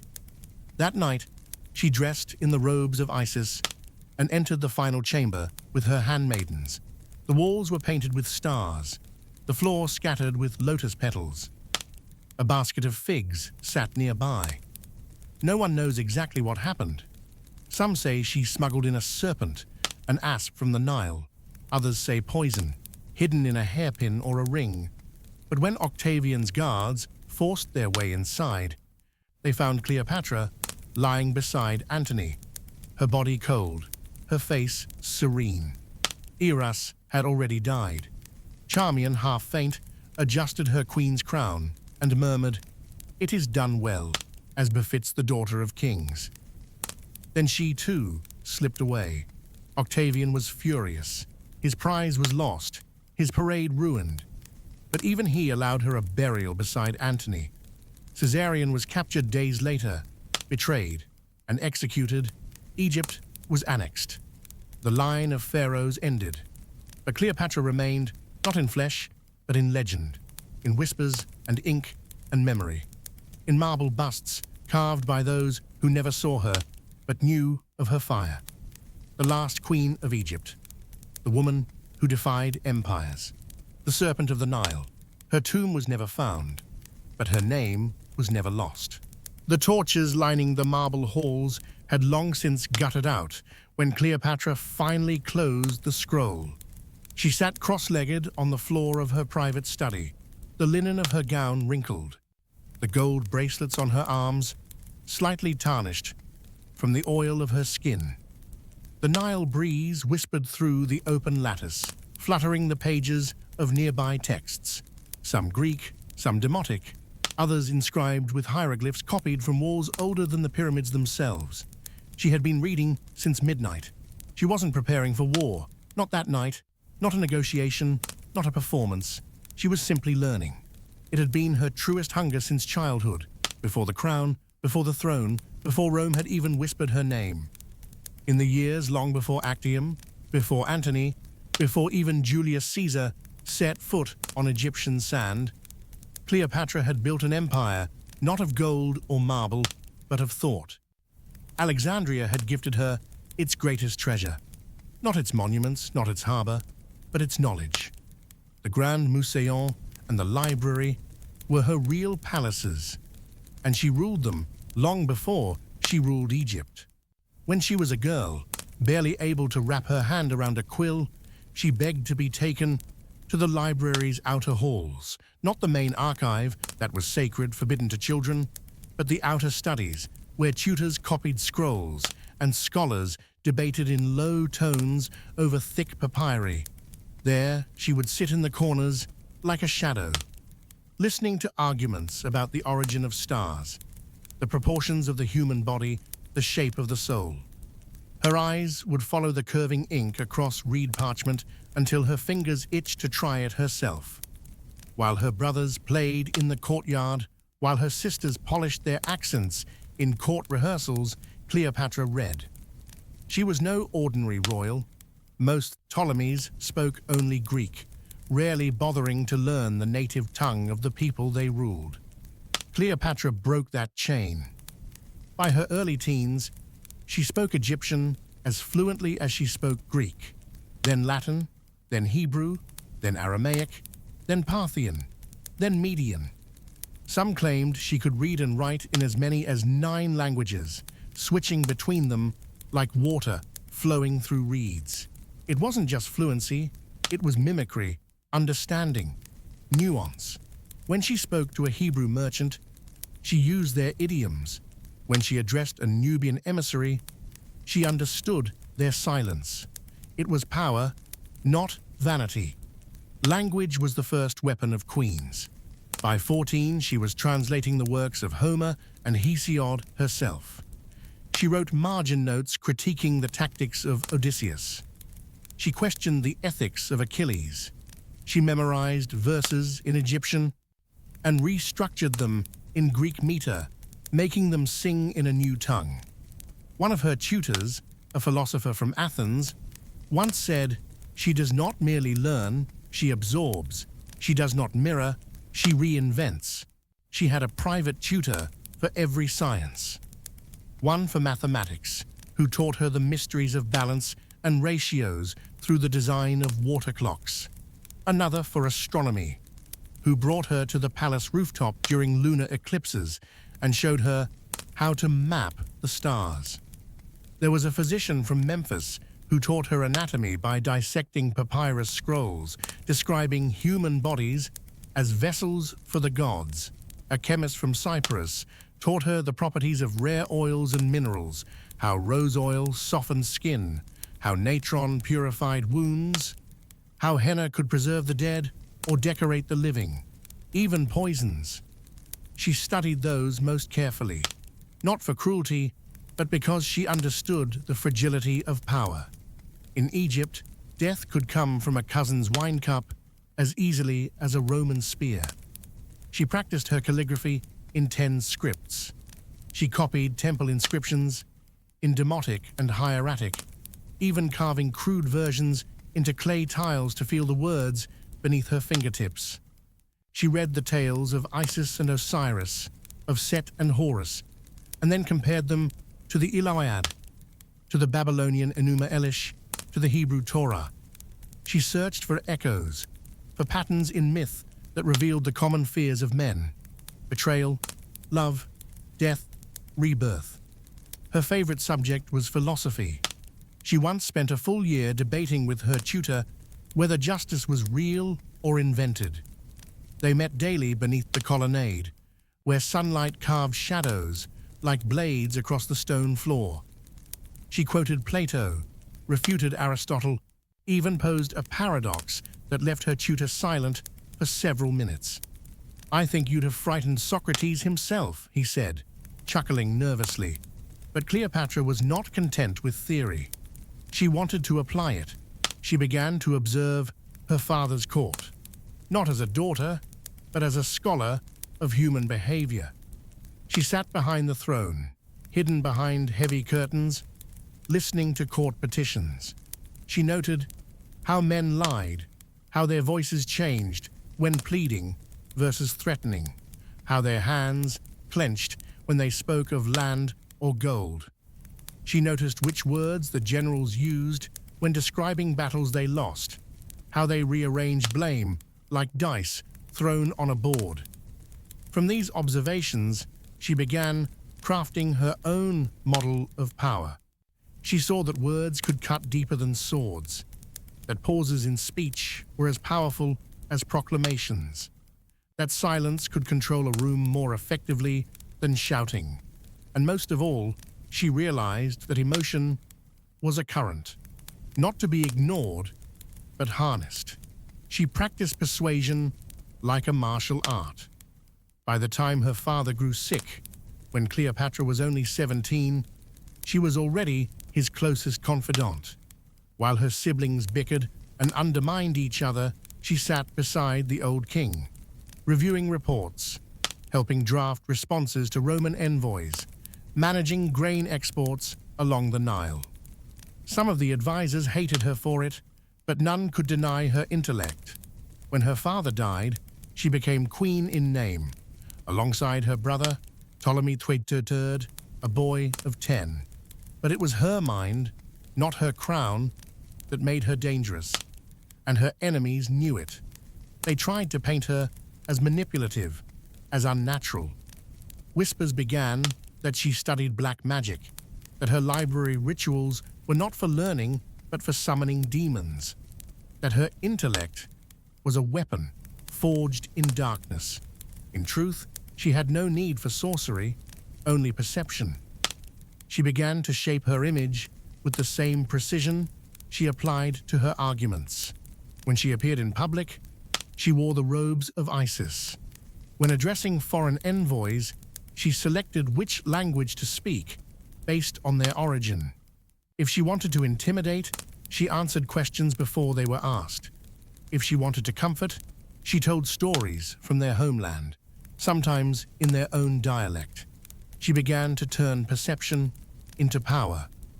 Years later, when she met Julius Caesar, he expected a frightened girl clinging to a throne she could not hold. Instead, he found a woman who quoted him the Roman laws more precisely than his own scribes. When she met Mark Antony, he expected a dazzling queen from the East. She dazzled, yes, but with riddles, not rubies. Even her enemies admitted it. Cleopatra was not the most beautiful woman in the world, but she was the most beguiling. Because while others ruled with golden armies, she ruled with understanding. She made men feel known, understood, seen, and in doing so, they mistook admiration for love and love for loyalty. Her intellect, cultivated in the shadows of papyrus stacks and temple scrolls, became her armor. Her tongue was sharper than any spear, her mind more enduring than any pyramid. In private, she continued her studies even during the war with Rome. In the late hours, while her commanders argued about ships and battalions, she pored over manuals of engineering, scrolls about naval architecture. She drew designs for ship hulls, for new battering rams, for catapults that could launch further with counterweights. She consulted healers and priests about plague outbreaks, analyzing reports of fever in the harbor district, prescribing measures for sanitation that wouldn't become standard in Rome for another 100 years. And still she read, even after Actium, even in those final days of retreat, with Octavian's legions drawing ever closer, she surrounded herself with her books, her scrolls, her maps of the stars. On the last night before she sealed herself in the mausoleum, she read from a scroll of the instructions of Amenemope, a wisdom text written centuries before her birth. She whispered a line aloud to her handmaidens. Better is the poor man who walks in the ways of the gods than the rich man who forgets his path. Then she set the scroll down and made her choice. In her final breath, even as her body slipped into myth, Cleopatra remained what she had always been, a student of the world, a guardian of knowledge, and the last light of a dying age. The sun was dipping low over the bustling port of Alexandria when Cleopatra first heard whispers of Julius Caesar's arrival. The news had traveled swiftly along the Nile and across the Mediterranean winds. A Roman general, victor of the civil war, was sailing toward Egypt's shores. Cleopatra's advisors were divided. Some urged caution, others demanded submission. But Cleopatra, ever bold, saw opportunity in the storm. She knew Caesar not as a distant warlord, but as a man whose mind was as sharp as her own, whose ambitions rivaled the gods. His victories had carved him a path through Rome's tumult, but his future was fragile, tangled in the endless games of politics and power. She understood that to survive, she would have to do more than just meet him. She would have to captivate him. Her plan was as daring as it was subtle. Disguised as a humble attendant, Cleopatra arranged for herself to be smuggled into the palace where Caesar resided. Wrapped in a carpet, richly embroidered and heavy with the scent of myrrh and jasmine, she was rolled into the chamber like a precious, mysterious gift. When the tapestry was unfurled, Caesar looked up and met eyes unlike any he had seen before, sharp, intelligent, and unyielding. It was not beauty that held him captive, though her presence was undeniably striking. It was the aura of a queen who refused to bow, who met his gaze with equal fire and wit. Cleopatra spoke in Greek, the language of the educated, weaving her words with tales of Egypt's gods and legends. She quoted philosophers and poets. She discussed politics and power with the confidence of a seasoned ruler. Caesar found himself intrigued by the woman who was no mere puppet, but a sovereign in her own right. Their relationship, forged in the crucible of necessity and ambition, blossomed quickly. Cleopatra became both lover and advisor, an ally who could navigate the labyrinth of Roman politics and Egyptian tradition alike. With her guidance, Caesar saw Egypt not just as a distant kingdom to be tamed, but as a jewel whose light could strengthen his own throne. Together, they crafted plans to secure their positions. Cleopatra bore him a son, Caesarion, who was a living symbol of their union. Roman ambition and Egyptian royalty entwined. But their alliance was more than political. There was genuine respect, a meeting of minds that transcended borders and bloodlines. Yet Rome was never still. Caesar's enemies whispered, plotting his downfall. When the Ides of March came, it was not Cleopatra who stood beside him, but senators with knives. The world she had glimpsed with Caesar shattered in that bloody moment. But Cleopatra, ever resilient, turned quickly, retreating to her kingdom with renewed resolve. Then came Mark Antony. The aftermath of Caesar's death plunged Rome into chaos once more. Antony, a fierce general with a mercurial spirit, sought power and solace in equal measure. When he arrived in Egypt, Cleopatra saw another chance. Their meeting was electric, a collision of two strong wills, each recognizing in the other a partner and a threat. Unlike Caesar, Antony was wild and passionate. Their love was tempestuous, marked by grand gestures and sharp conflicts.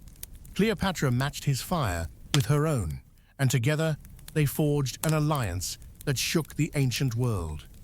Antony was dazzled by her intellect and charm, while Cleopatra reveled in his military might and loyalty. Their relationship was a dance of strategy and affection. Cleopatra used her influence to sway Antony's decisions, convincing him to grant her kingdom autonomy and wealth. Antony, in turn, declared his love openly, naming Cleopatra and her children as heirs in his will, defying Roman convention. But their union was a scandal in Rome. Octavian, Caesar's heir, used their affair to paint them as traitors, a foreign queen corrupting a Roman general. Political propaganda cast Cleopatra as a sorceress and Antony as a fool bewitched. Yet behind the scenes, the couple worked tirelessly to build an empire that could rival Rome itself. Through it all, Cleopatra remained the master strategist. She navigated the treacherous waters of love and power with unmatched skill. Her charm was her weapon, her mind her shield. She understood that to survive, she had to be more than a queen or a lover. She had to be a force of nature. And for a time, she was. The days that followed were like a tempest caught between fire and water. Cleopatra and Antony moved through Alexandria as if they commanded the very elements. Their ambitions intertwined like the twisting Nile itself. The palace was alive with whispers of war and whispers of passion, courtiers watching the couple with awe and suspicion alike. Cleopatra was no longer just a queen. She was the queen who held the fate of two worlds in her hands. She walked the marble halls with poise, yet behind her calm eyes blazed a fierce resolve. Her presence at Antony's side was a symbol and a warning that Egypt was not a prize to be conquered, but an equal partner in the dance of power. Their court was a spectacle of opulence and cunning. Banquets stretched into the night, where wine flowed like the river and music tangled with laughter and politics. Cleopatra hosted ambassadors from lands far beyond the Mediterranean, emissaries from Ethiopia, India, and the distant lands of the Parthians. Each visitor left with tales of the queen whose mind was as sharp as her jewel-encrusted diadem. Yet beneath the surface, tension simmered. Rome watched with growing unease. Octavian's envoys sent coded messages warning Antony that his indulgence with Cleopatra weakened his standing. Senators in Rome whispered of foreign corruption, of a general seduced by a queen who wielded magic and menace in equal measure. Antony was caught between two worlds, the disciplined, ruthless power of Rome and the sensual, enigmatic allure of Alexandria. Cleopatra was his anchor and his storm. Their love was as much political as it was passionate, each aware that failure meant death and success meant immortality. Cleopatra's influence on Antony grew with every meeting, every secret conversation behind heavy velvet curtains. She urged him to embrace Egypt's wealth, to secure grain shipments, to invest in a new fleet that could challenge Rome's dominance at sea. Together, they plotted campaigns not just of battle, but of diplomacy and strategy. But fate is often cruel to those who dare to dream too far. The alliance that had seemed unbreakable began to crack. Antony's Roman supporters grew restless. His absence from Rome was lengthening. His marriage to Octavia, sister of Octavian, was dissolving under the weight of political betrayal and personal neglect. Octavian seized the moment. He painted Cleopatra as the foreign temptress who had beguiled Rome's great general. He rallied the Senate and the people, portraying Antony not as a hero, but as a traitor to the Republic. The final confrontation loomed like a gathering storm. In the summer of 31 BC, the two fleets met off the coast of Actium. Cleopatra's ships gleamed under the blazing sun, their sails adorned with the emblem of the serpent and the eagle, symbols of Egypt and Rome entwined. Antony commanded his legions with a fierce determination, but the battle was fraught with hesitation and divided loyalties. Cleopatra's flagship was at the heart of the battle, her face set in a mask of steely resolve. Yet as the tide turned against them, she made a fateful decision. With a handful of ships, she turned and fled toward Egypt, leaving Antony's forces to face Octavian's legions alone. Antony, wounded and betrayed, followed soon after. The defeat was devastating. Alexandria's fate was sealed, but Cleopatra refused to surrender. She gathered her remaining forces, fortified the city walls, and prepared for the inevitable siege. Her heart burned with a fierce pride. If Egypt was to fall, it would fall fighting under the banner of its last queen. As Octavian's armies closed in, Cleopatra's mind raced. She was a woman of paradoxes, tender mother and ruthless strategist, lover and warrior, scholar and sorceress. She would not let history forget her. The final act was near. The heavy walls of Alexandria trembled with the distant roar of approaching legions, their footsteps echoing across the ancient stones like the drums of a relentless storm. Cleopatra stood atop the highest tower of her palace, gazing out over the city she had fought so fiercely to protect. The harbor was alive with activity. Ships hurried to and fro, supplies being hastily loaded, soldiers preparing for the battle that would decide their fate. Despite the encroaching danger, the queen's mind remained as sharp as ever. She moved among her council with quiet authority, issuing orders and listening carefully to the counsel of her generals. Her voice, though calm, carried the weight of command, and even in the shadow of defeat, her presence inspired loyalty and courage. But the siege was brutal. Octavian's forces were well-trained and well-supplied, and they tightened their grip around the city with calculated precision. Alexandria's defenders fought fiercely, but the walls began to show cracks, and supplies grew dangerously low. Disease spread among the population, and whispers of despair crept through the streets. Throughout it all, Cleopatra refused to show weakness. She tended to the wounded, comforted, frightened citizens, and held court with the dignity of a goddess. Yet behind closed doors, she wrestled with a growing sense of inevitability. The world she had known was slipping through her fingers, like grains of sand. Antony, wounded and broken in spirit, retreated to the palace. His once mighty armies shattered, he withdrew into silence and drink, leaving the burdens of rule increasingly to Cleopatra. She found him one evening in the dim light of their chambers, his eyes distant and haunted. "We cannot hold them," he whispered. Cleopatra took his hand firmly. then we must choose how to fall. Her mind raced through possibilities: escape, surrender, or death on their own terms. She refused to be paraded through Rome as a trophy, a prisoner stripped of her dignity.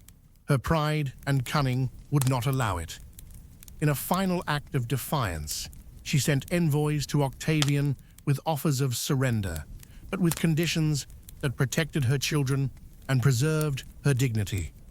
Octavian, ever the tactician, feigned interest, but made no promises. The queen's fate was sealed. As the walls fell and Octavian's banners rose over Alexandria, Cleopatra prepared for the end with the same resolve that had marked her entire life. In the solitude of her tomb, she wrapped herself in the linen robes of Isis and adorned her hair with the golden diadem of the pharaohs. Her loyal handmaidens stood by her side as she awaited the final moment. The story of how Cleopatra met her death is shrouded in mystery and legend. Some say she allowed a venomous asp to bite her, a symbol of royal power and divine retribution. Others whisper of poison, hidden in a cup or a hairpin. But all agree that she chose death on her own terms, refusing to let the conqueror steal her soul. Her passing marked the end of an era, the last breath of ancient Egypt's glory. Antony died beside her, a broken man, consumed by love and loss. Their children were taken from the throne, and Egypt became a province of Rome. Yet Cleopatra's legacy lived on, in the myths whispered by the Nile's currents, in the tales told beneath the stars, in the hearts of those who dared to dream of power and passion intertwined.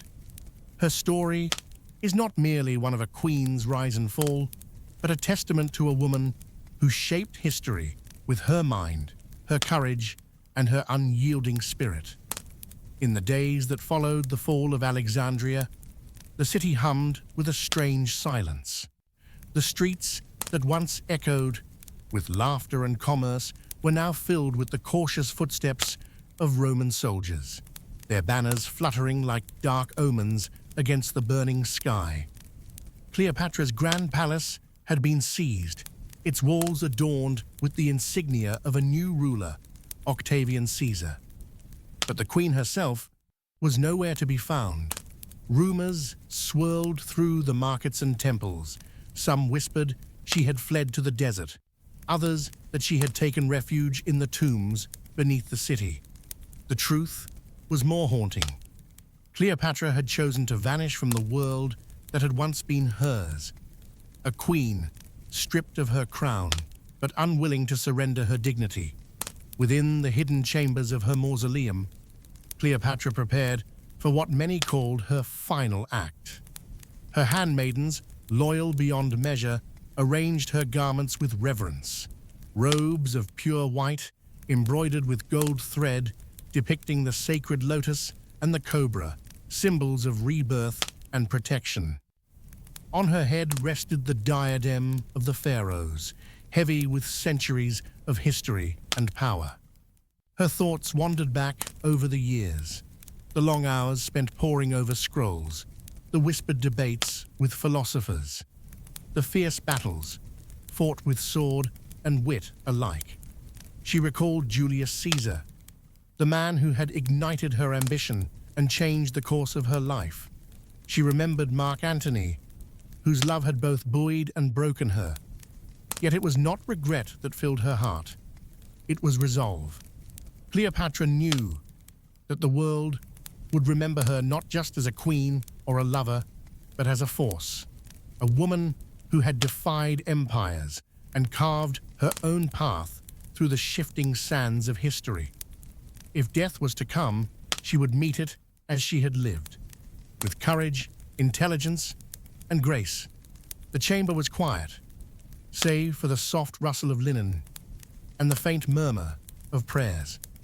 Cleopatra's eyes closed briefly, and when they opened, they shone with the calm of one who had made peace with fate.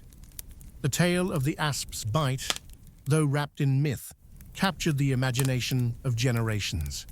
Whether serpent or poison, Cleopatra's death was a final assertion of control, a refusal to be paraded through Rome as a trophy of conquest. In the wake of her passing, Octavian moved swiftly to consolidate his hold on Egypt. The ancient land, rich with its history and mystique, became a province of the burgeoning Roman Empire. The Ptolemaic line was extinguished, and with it, the last true independence of Egypt. Yet Cleopatra's spirit endured. Artists painted her image with both adoration and fear. Poets wove her story into epics, blending fact and fiction until the lines blurred like the ripples on the Nile.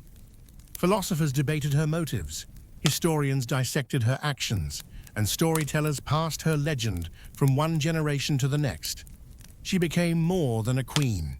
She became a symbol of intelligence and power, of passion and tragedy, of a woman who held the fate of nations in her hands and refused to let it slip quietly away. In the end, Cleopatra's story is not just history. It is a testament to the enduring strength of a woman who dared to rule her world, to love fiercely, and to meet her destiny on her own terms. After Cleopatra's death, the sands of Egypt seemed to settle with a solemn hush, as if the land itself mourned the passing of its last queen. Alexandria, the city she had shaped and loved, was no longer the vibrant jewel of the Mediterranean, but a subdued shadow beneath the growing shadow of Rome. Octavian Caesar, now Augustus, had consolidated his power, transforming Egypt from a proud, independent kingdom into a province of his ever-expanding empire. The Ptolemaic dynasty, which had ruled for nearly 3 centuries, was extinguished with ruthless finality. The great palace, once alive with lavish feasts, diplomatic intrigue, and the restless ambition of a queen who ruled with both heart and mind, was repurposed as a Roman administrative center. Soldiers marched in, where once priests chanted hymns to Isis and Osiris. The temples, once vibrant with ritual, grew quieter, their gold and marble now gleaming under a foreign sun. Yet Cleopatra's spirit refused to fade into silence. Among the common people of Alexandria, her legend blossomed like the lotus flower on the Nile, delicate, resilient, and endlessly unfolding. The market vendors told stories of the queen who could speak 9 tongues, a woman whose intellect was sharper than any sword and whose charm could bend the will of emperors. Mothers rocked their children by the river's edge, whispering tales of her daring escape from her brother's plots, her secret meetings with Julius Caesar, and the love that burned like wildfire between her and Mark Antony. Roman poets and playwrights, too, could not resist the lure of her story. In the marble halls of Rome, verses celebrated and vilified her in equal measure.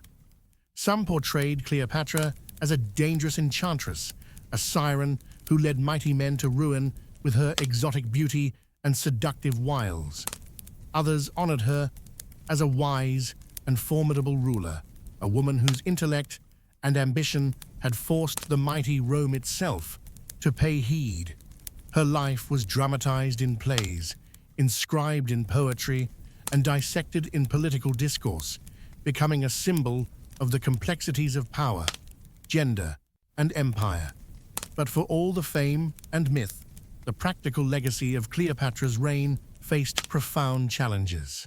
The great library of Alexandria, once her sanctuary and the beating heart of her intellectual world, suffered under the new regime. Fire and neglect took their toll. Invaluable scrolls and manuscripts were lost to history's cruel hand. The pursuit of knowledge that had fueled Cleopatra's youth and defined her rule was eclipsed by the demands of survival and control under Roman dominion. Scholars who had once gathered in the shadows of towering columns began to disperse. The Grand Museion, where poets, mathematicians, and astronomers had debated the mysteries of the universe, faded into obscurity. Some precious texts found their way to Rome or other centers of learning, carried off as spoils of conquest, while others were hidden away in private collections or destroyed in the upheaval. Cleopatra's children, born of her unions with Caesar and Antony, were scattered by the tides of fate. Caesarion, her eldest son, and the living symbol of the union between Egypt and Rome, was betrayed and executed on Octavian's orders. The young prince, barely more than a boy, was denied the chance to claim his birthright. The other children, Alexander Helios, Cleopatra Selene, and Ptolemy Philadelphus, were taken to Rome and raised under the guardianship of Octavia, Antony's Roman wife. Their royal lineage was carefully obscured, their Egyptian heritage downplayed in a world that feared the resurgence of Ptolemaic power. Yet, even as their bloodline was severed from the throne, the children carried within them the legacy of their mother, a fierce intelligence, a resilient spirit, and a story that would not be silenced. Through centuries, Cleopatra's image morphed and multiplied. She became a muse to artists who painted her with dark eyes and sumptuous robes, a subject for poets who painted her life as tragedy and triumph intertwined. Philosophers debated her motives, historians unraveled her alliances, and storytellers wove her legend into the cultural fabric of the Mediterranean and beyond. Her story became a symbol of female sovereignty and complexity. In a world dominated by men and empires, Cleopatra stood as a reminder that power could be wielded not only with armies, but with intellect, wit, and indomitable will. She was a queen who navigated the dangerous currents of politics and love with unmatched skill, refusing to be defined solely by the men she encountered. Even her final resting place remains shrouded in mystery, as elusive as the woman herself. Some say her tomb lies beneath the waters of Alexandria's ancient harbor, swallowed by the tides of time and sea. Others believe it rests deep in the desert sands, hidden within secret chambers, guarded by the blessings of Isis and Anubis. Archaeologists continue to search, hoping to uncover the resting place of a queen who once commanded the world's greatest city.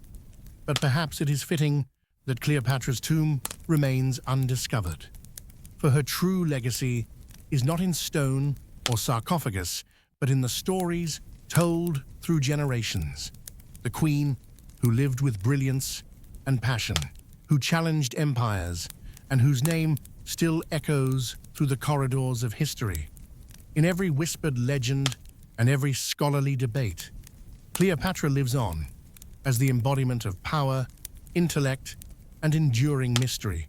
Years after Cleopatra's death, the reverberations of her life echoed far beyond the banks of the Nile, stretching across the vast expanse of the Roman Empire and well into the distant corners of history yet to be written. The political ties that had swallowed her kingdom left an indelible mark on the Mediterranean world. But Cleopatra's story endured, woven into the very fabric of cultures and minds across centuries. Octavian, now Augustus, the first emperor of Rome, had secured his reign by extinguishing the last embers of Ptolemaic Egypt's independence. Under his rule, Egypt transformed from a proud, ancient kingdom into a prized Roman province, a land rich with fertile fields, bustling trade routes, and an inexhaustible supply of grain that fed millions in the burgeoning empire. Yet beneath the imposing Roman banners and the strict governance lay the lingering spirit of a queen who had challenged Rome itself. In the heart of Rome, Cleopatra's image became a potent symbol, crafted and twisted by the propaganda machines of the imperial age. She was portrayed as a foreign seductress whose allure had ensnared Antony, leading to the near downfall of Rome's sacred republic. Political pamphlets and public speeches branded her as a threat to Roman virtue, a reminder of the dangers of Eastern decadence and female power. But alongside this vilification, a begrudging admiration persisted, an acknowledgement that Cleopatra was no ordinary woman, but a ruler whose intellect, ambition, and charm had shaken the foundations of the greatest empire of the ancient world. Artists immortalized her visage in marble statues and painted frescoes, capturing her enigmatic gaze and regal bearing. Poets and playwrights dramatized her story in the theaters of Rome and beyond, weaving together the threads of love, betrayal, and tragedy that defined her life.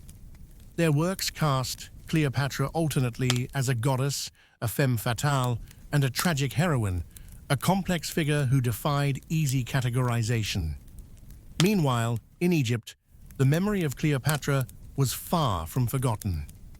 Though the Ptolemaic dynasty had ended, the Egyptian people remembered their last queen as a symbol of resilience and cultural pride. Her mastery of the Egyptian language and customs endeared her to her subjects in a way few foreign rulers ever achieved. The temples of Isis and Serapis continued to echo with prayers and rituals that honored not only the gods, but also the legacy of a queen who had walked among mortals with divine grace. Alexandria itself, once a dazzling center of knowledge and culture under Cleopatra's patronage, faced an uncertain future. The great library, which had been the jewel of the ancient world and a sanctuary for scholars, began to decline, whether through neglect, accidental fires, or deliberate destruction. Many of its priceless scrolls and manuscripts were lost forever. Yet the spirit of inquiry Cleopatra had championed lived on in the scholars and scribes who carried her legacy forward.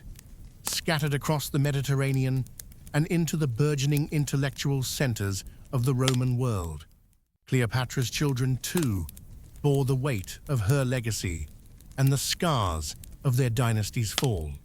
Caesarion, her son with Julius Caesar, had been executed on Octavian's orders, his brief life cut short to prevent any claim to the Roman throne. Her other children with Antony, Alexander Helios, Cleopatra Selene, and Ptolemy Philadelphus, were taken to Rome, raised in the household of Octavia, Antony's Roman wife.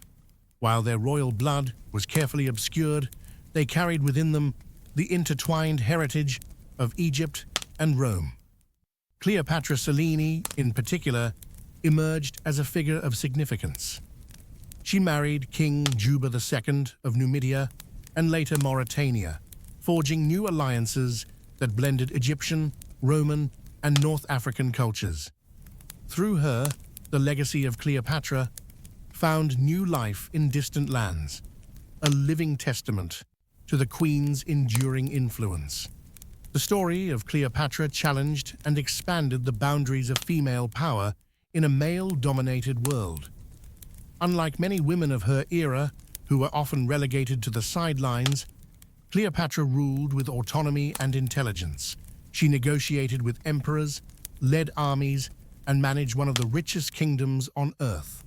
Her life became a prism through which historians and scholars examined the complex interplay of gender, politics, and culture in antiquity. Over the centuries, historians have grappled with her multifaceted image. Was she a cunning seductress or a brilliant strategist, a victim of Roman propaganda or a sovereign who wielded her charms as a form of political currency? Modern scholarship has sought to separate fact from fiction, peeling back the layers of myth to reveal a woman of extraordinary intellect, ambition, and resilience. Cleopatra's story is inseparable from the larger currents of Mediterranean history, the collision of empires, the fusion of diverse cultures, and the rise and fall of dynasties. She remains a symbol of the enduring human struggle for identity, power, and survival amid the tides of change. Even now, nearly 2 millennia after her death, Cleopatra captivates imaginations worldwide. Museums display artifacts connected to her reign. Novels and films revisit her dramatic life. Scholars continue to debate her motives and legacy. Her story transcends time, reminding us that leadership is multifaceted and that the wielding of power requires not only strength, but wit, diplomacy, and courage. Her final resting place, shrouded in mystery, adds to the enigma. Whether hidden beneath the waters of Alexandria's ancient harbor or buried deep in secret desert tombs, Cleopatra's tomb remains undiscovered, a fitting symbol for a queen whose life and legacy continue to inspire wonder. Through legend and history, Cleopatra endures, not just as the last queen of Egypt, but as an eternal figure of power, intellect, and the complexities of the human spirit. As decades turned into centuries, Cleopatra's tale did not merely survive, it thrived, taking on new shapes and meanings with each passing generation. Across the ancient world, her story was retold in countless tongues, adapted to suit the sensibilities and agendas of the times, yet always anchored by the core of her remarkable life, a queen who dared to challenge empires, whose intellect and charisma could bend the course of history. In the early years of the Roman Empire, Cleopatra's image remained a cautionary tale. To Roman senators and citizens, she was a reminder of the dangers posed by the East, the exotic, the unknown, the seductive. Her relationship with Antony was portrayed as a scandal that threatened the stability of Rome's republican ideals, a moral lesson cloaked in political expediency. But outside Rome, in Alexandria and throughout Egypt, her legacy was honored with a different spirit. She was remembered not just as a ruler, but as a patron of the arts and sciences, a bridge between cultures. The grand festivals that once celebrated her reign continued in modified forms, blending Egyptian traditions with the new Roman order. Temples dedicated to Isis and Serapis remained active centers of worship, their priests preserving rituals that Cleopatra had championed. Artists across the Mediterranean found endless inspiration in her story. Sculptors carved statues that captured the enigmatic expression of her face. Painters adorned their canvases with scenes from her life, her dramatic entrance to Caesar, the sumptuous banquets with Antony, the final moments of her reign. Each artistic rendition added layers to the myth, blurring the lines between history and legend.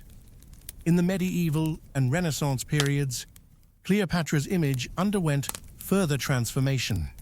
She appeared in countless works of literature, often portrayed as the quintessential femme fatale, her beauty and wit wielded as deadly weapons. Yet some scholars began to revisit her story with renewed interest, seeking to understand the woman behind the myths. They recognized her as a powerful female ruler, navigating a male-dominated world, a figure of complexity rather than caricature. Modern archaeology and historical research have continued to shed light on Cleopatra's reign. Excavations in Alexandria and other parts of Egypt have uncovered artifacts that reveal the sophistication of her court, the blend of Greek and Egyptian culture, the advances in art, architecture, and science that flourished under her patronage. Linguistic studies confirm her mastery of multiple languages, underscoring her role as a truly cosmopolitan leader. Her diplomatic skills remain a subject of admiration. Cleopatra's ability to forge alliances, not only through marriage but through intelligence and negotiation, allowed her to maintain Egypt's sovereignty during a time of unprecedented turmoil. She understood the delicate balance of power, the shifting loyalties of Rome's factions, and the importance of projecting strength and grace on the world stage. But perhaps the most enduring aspect of Cleopatra's legacy is the way her story continues to resonate. She embodies themes of ambition and vulnerability, power and passion, intellect and survival. Her life invites us to consider the costs and rewards of leadership, the complexities of identity in a world of conquest and change. Cleopatra's story is a testament to the enduring human spirit, how one woman's life, full of triumphs and tragedies, can echo across millennia to inspire and challenge us today. Time is the great equalizer. It washes away cities and civilizations like grains of sand, erasing the footprints of even the mightiest rulers. Yet some stories endure, carried forward by the breath of history, whispered across generations, immortalized by those who refuse to let the past slip quietly into oblivion. Cleopatra's life is one such story, a radiant spark that still burns bright nearly 2,000 years after her final breath. Her journey was a tapestry woven from threads of brilliance and tragedy, ambition and heartbreak. From the moment she ascended the throne, Cleopatra defied expectations. She was not a figurehead or a pawn of the male powers that surrounded her. She was a scholar, fluent in many tongues, a strategist who wielded alliances like weapons, and a sovereign who embraced the ancient gods and traditions of Egypt while skillfully navigating the treacherous politics of Rome. In a world where women were too often silenced, she made her voice heard with clarity and power. Her reign was marked by moments of dazzling triumph and devastating loss. She survived palace intrigues and family betrayals, returning again and again to claim her rightful place. Her alliances with Julius Caesar and later Mark Antony were more than mere romantic liaisons. They were calculated moves to preserve Egypt's independence and influence in an era of rapid expansion and conflict.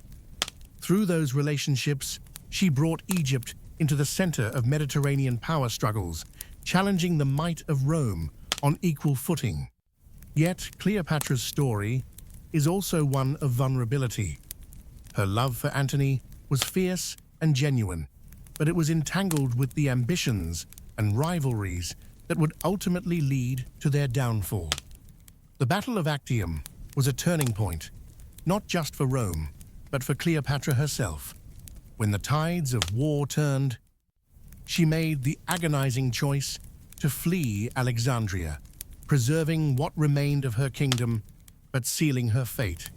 Her death, shrouded in mystery and legend, became the final act of a drama that had captivated the ancient world.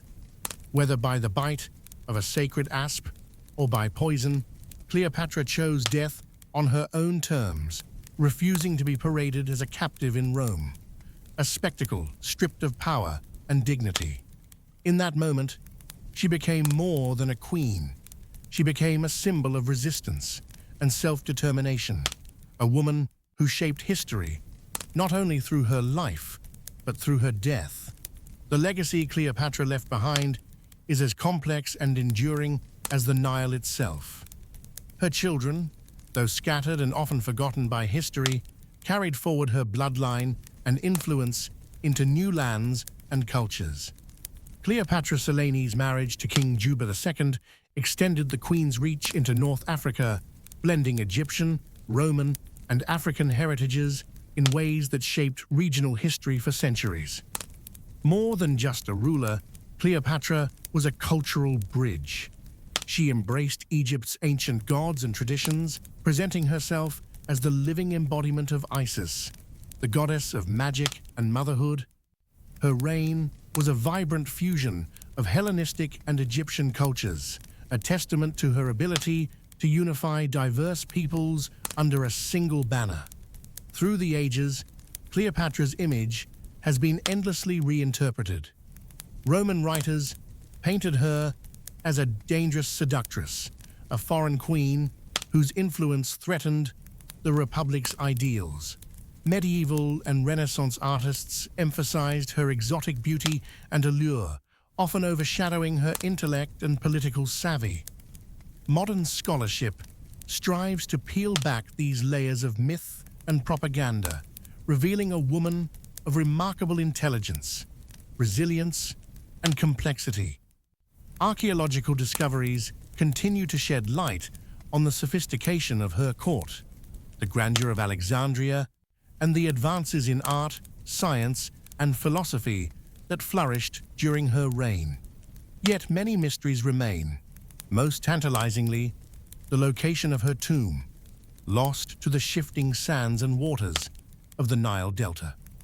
Perhaps it is fitting that Cleopatra's final resting place remains unknown, for her story transcends any single monument or burial site.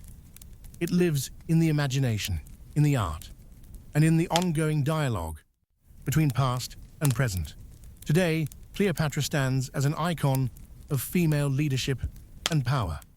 Her life challenges us to reconsider the roles women have played in shaping history, reminding us that influence is wielded in many forms, through intellect, diplomacy, and unwavering will as much as through armies and conquest.